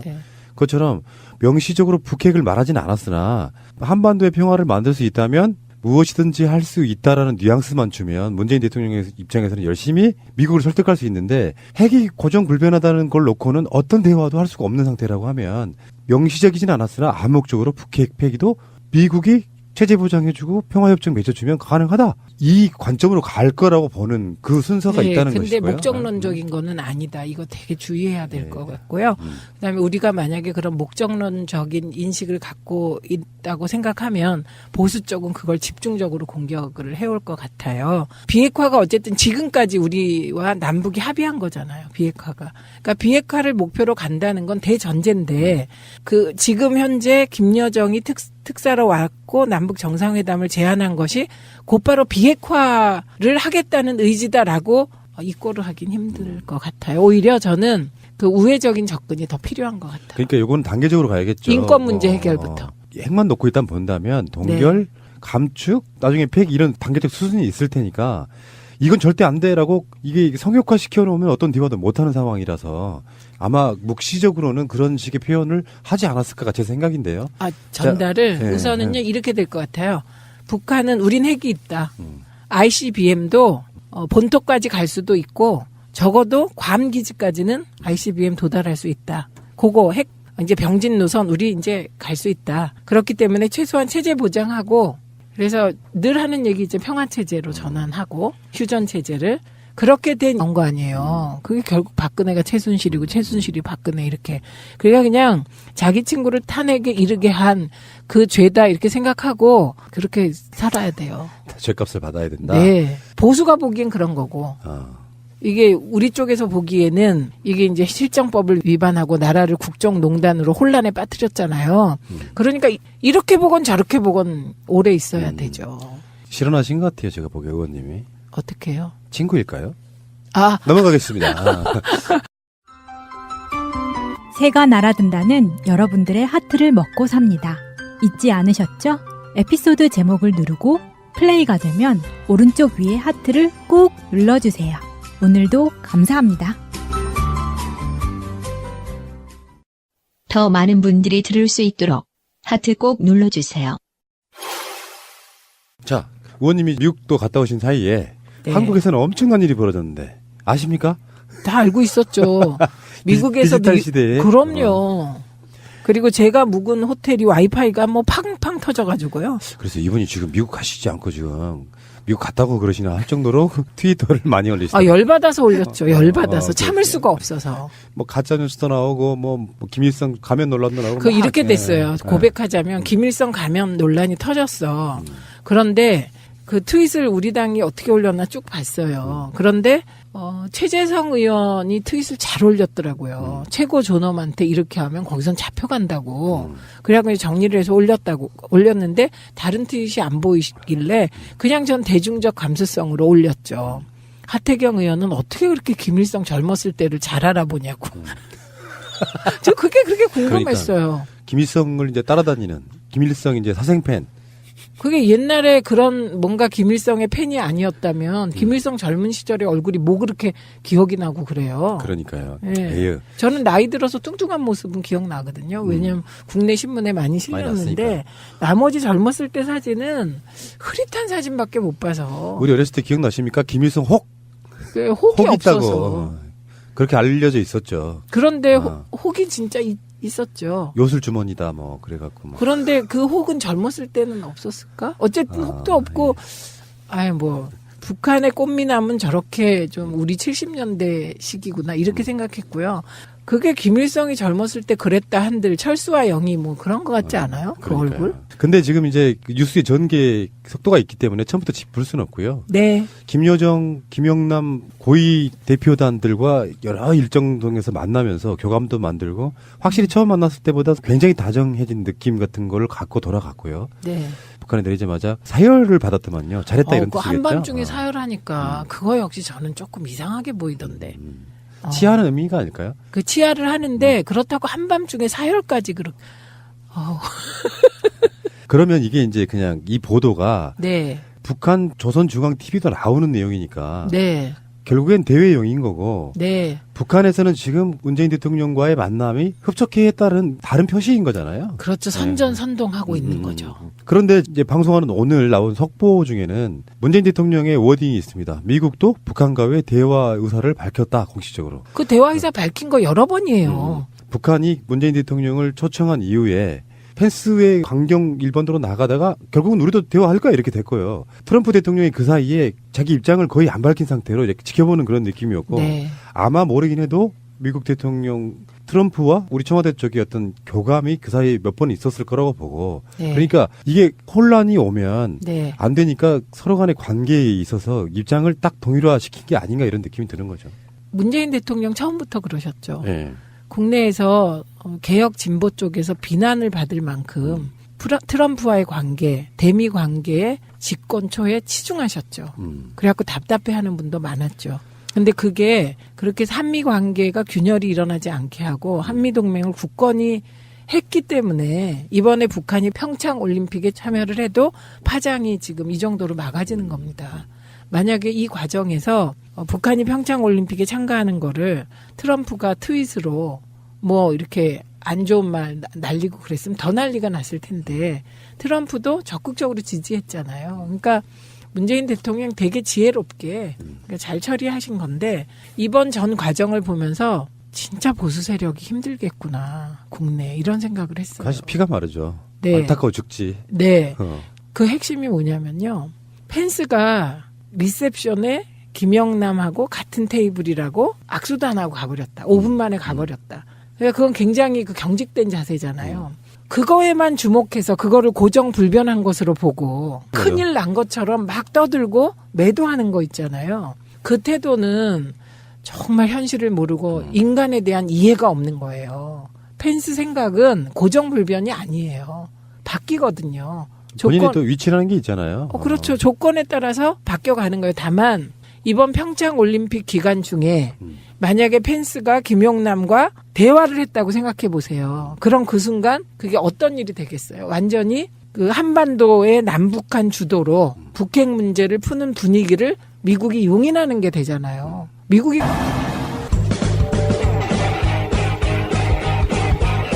제도로서의 민주주의가 흔들리고 구타는 일은 이제 없습니다. 민주주의가 밥이고 밥이 민주주의가 되어야 합니다. 자, 더불어민주당 디지털 소통위원장 현 남양주 병 지역위원장이신데 아마 이거 사퇴하신 걸로 알고 있고. 네. 자, 지역구는요. 와부읍, 진건읍, 조안면, 태견면, 금곡동, 양정동, 다산 1동 2동입니다. 이거 왜 이러세요? 이분의 지역구는 남양주 가불병이죠, 이제. 그렇죠. 미국도 안 오셨죠? 네, 뉴욕 갔다 왔습니다. 어쩐지 뭐 햄버거에다가 콜라 드시는 것 같은 그런 느낌? 햄버거에 콜라는 안 먹었습니다. 백팩의 운동화. 백팩, 뉴요커. 뉴욕 갔는데 저 진짜 이번에 힐링하고 왔어요. 2박 3일간의 짧은 일정이었습니다. 그런데 이제 북미 민주 포럼이라는 곳이 있어요. 그곳이 그 북미 쪽에 있는 카나다, 미국 뭐 그쪽에 있는 우리 재외 동포들의 모임이에요. 이제 민주라는 말이 들어갔으니까 오랫동안 민주당을 지지해왔던 분들이 모여 있는데요. 그분들이 활동하시는 게 너무나 감동적이고요. 그 북미 민주 포럼에 미시 USA 아시죠? 알죠. 미시 USA가 같이 디지털 소통위원회 활동을 하고 있더라고요. 그래서 거기서 무슨 강연? 강연이라고 하면 제가 너무 송구하고요. 진짜로. 만남? 예, 그냥 간담회 했고요. 무엇보다 오프상에서 우리가 공개할 수 없는 디지털 소통위원회 활동이 있거든요. 그것을 제가 가능하면 우리나라에서도 전국을 돌면서 말씀을 드려야 되는데 그걸 못해서 오해가 막 쌓여요. 그래서 저희가 하고 있는 활동을 소상히 이제 뉴욕 가서 말씀드렸는데 정말 놀라운 반응이 있었어요. 미시 USA 멤버들이 되게 씩씩할 것 같잖아요. 그리고 막 스마트하잖아요, 사람들이. 그런데 저하고 간담회를 하고 나서 첫 번째 한 얘기가 우리 버려져서 우리끼리 외롭게 하는 줄 알았는데 다 알고 계셨군요. 그러는 거예요. 그렇구나. 다 알고 있었죠. 다 그런 느낌이 있구나. 예, 그리고 제가 더 말씀드리고 싶은 것은 그 디소위에서요. 저희가 알고리즘이 바뀌었잖아요. 댓글 알고리즘이 네이버. 그때부터 지금까지 저희가 다 추적하고 있었습니다. 문제점들을. 그리고 가짜뉴스 신고센터도 기획은 일찍이 했는데 당내 절차 밟고 뭐 이러느라고 시간이 늦어진 거고요. 그래서 그 소상하게 말씀을 드렸더니 혼자 하지 않아서 당이 그렇게 같이 해줘서 너무 마음이 위로가 된다는 거예요. 그렇죠. 그 알아주는 것만으로도 네. 뭔가 동질감이 생기고 그런데 네. 시대가 확실히 예전과 바뀌어서 네. 사실상의 소통은 요즘은 다 디지털로 하잖아요. 네, 네. SNS를 통해서 그러니까 이 비중이 예전에 비하면 엄청 높아져서 네. 어쩌면 거의 모든 것이 돼가고 있는 상태라서 그렇습니다. 근데 제가 북미 민주 포럼의 회원들을 보고 느낀 게 해외 동포들은 국내 사안들을 바이어스 없이 깔끔하게 정리하고 계시더라고요. 가짜뉴스 같은 네, 거. 네, 네. 그 가짜뉴스뿐만 아니라 그 오히려 우리들이 보는 것보다 훨씬 깔끔하게 선을 딱딱 그어서 보고 있기 때문에 사고가 명쾌하세요. 최민희 의원님도 이제 그 미시 USA에 섞이면 선색 없이 미시 USA로 보이는 바로 그런 분. 사진을 찍었는데요. 정말 비슷하게 나온 거예요. 그런데 그 밑에 캡션이 달려 있어요. 뽀샵 와장창 했습니다. 그리고 그쪽은요. 거의 사이버 전쟁 수준으로 뭔가를 하고 있는데요. 지금 북미 포럼에서 활동하고 있잖아요. 그런데 거기에 대한 사이버 공격도 여러 번 받았답니다. 네. 근데 그 사이버 공격을 하는 주소지가 러시아로도 돼 있고 그렇대요. 우리 방송에도 미시 USA 분들이 네. 한국 방문해서 인터뷰한 적이 몇 번 있거든요. 그래서 그 네. 사정을 좀 잘 알는 편이죠. 네, 네, 네. 알겠습니다. 미국 다녀오신 우리 뉴요커 미니 최. 갑자기 푸나님 혀가 꼬부라지는데요. 제가 영어 잘해요. 모르시죠? 한번 그 영어로 지금 해보세요. 나중에 하시죠. 방송이 지금 시간이 없습니다. 자, 출발하겠습니다. 자, 오늘 가장 중요한 뉴스는 빅뉴스는 역시 최순실의 1심 판결인데요. 결과로만 먼저 말씀드리면은 징역 20년에 벌금 180억 그리고 안종범에 대해서는 사실상 그걸 이제 실질 구형이라고 한다는데 네. 반성의 여지가 없어서 검찰이 구형한 만큼 내려주는 징역 6년이고요. 신동빈 롯데그룹 회장한테는 2년 6개월의 법정 구속을 선고가 나왔는데 원래 최순실 씨는 징역 25년이 구형이었고요. 근데 지금 5년 정도 깎인 그 부분에 뭐 여러 가지 할 얘기가 되게 정말로 많긴 한데 신동빈 사례에서 보듯이 이재용 판결과 신동빈 판결에 대한 불공정성 뭐 이런 게 또 계속 논란이 될 가능성이 높아요. 어쨌건 최순실 씨는 우리 입장에서 좀 못마땅하죠. 25년을 깎아댔다는 게 그런데 네. 대체적으로 법조계의 반응은 굉장한 중형이 떨어진 거다 이렇게 보더라고요. 그렇죠. 이게 살인사건 같은 경우도요. 이렇게 하다 보면 8년 선고받고 그래서 우리가 좀 당황하기도 하잖아요. 그러니까 이거 굉장히 많이 받은 거 그것은 맞는 것 같아요. 근데 제가 걱정하는 건 항소심 가서 또 깎이지 않을까. 이 부분이 조금 염려가 됩니다. 왜 예전에는 그런 경우가 많았잖아요. 2심에서 깎을 거 다 예상해서 선고해주고 뭐 이런 것도 있었던 네. 걸로 보이지 네, 않습니까? 네. 그렇죠. 그런데 이번 재판부가 김세현 재판부가 이렇게 유죄가 인정되면 형을 확실히 때리는 그런 재판부로 알려져 있다고 전문가들이 얘기를 하더라고요. 그런데다가 일단 이분은 저는 오늘 제일 속이 시원했던 건 K스포츠재단, 미르재단 이런 거 박근혜가 몰랐다 그랬잖아요. 그런데 청와대 주도로 이루어졌다. 그렇죠. 예. 게다가 안종범 수첩을 증거 능력이 있다고 봤다. 요게 이제 이재용 재판하고 또 밀접한 연관이 생겨요. 네, 네. 박근혜와 최순실이 13기 혐의가 같이 있는 공범관계란 말이에요. 네. 삼성 경영권 승계를 위해서 삼성이 어떻게 해왔는지가 하루 이틀의 문제가 아니고 계속 되었던 거 아닙니까? 근데 그거를 그걸 어떻게 재판부가 항소심 재판부는 몰랐을까요? 조준웅 특검의 아들은 삼성 특검하고 뒤에 삼성의 과장으로 갔다. 네, 생각해보면은 특검이건 뭐 판사든 간에 이제는 순수하게 바라볼 성역이 없어요. 그러니까 순수해지게 하는 건 제도와 국민들의 감시밖에 없어요. 예, 맞습니다. 예. 그래서 지금 박근혜 형량이 최소한 최순실보다는 국선 변호인들 통해서라도 1심이 끝난다고 해요. 대략. 네. 그러면은 최순실보다는 높아야죠. 예. 네. 이 상태가 주범이니까 네, 이쪽에 네. 주범, 정범 또는 공범이라도 예, 예. 그러면은 지금 우리들 입장에서는 이제 1심에서 20년 정도 남았는데 2심 네. 가고 뭐 대법원 가고 뭐 그러면서 그게 대폭적으로 깎일 가능성은 사실 없는 거 아닙니까? 그리고 최순실은 이화여대 입학 학사 비리 사건으로 이미 항소심에서 징역 3년을 선고받았잖아요. 아, 그렇군요. 그게 더 있으니까, 올라가네. 아. 예, 별도 재판이잖아요, 예. 이거는. 그러니까 23년인 셈이죠. 23년. 그러면 우리 의원님은 박근혜 씨는 어느 정도 보십니까? 저는 징역 25년 받을 거라고 봅니다. 그 이상은 안 부른다? 그럴 수도 있잖아요. 그러니까 이게 맥시멈, 최대치.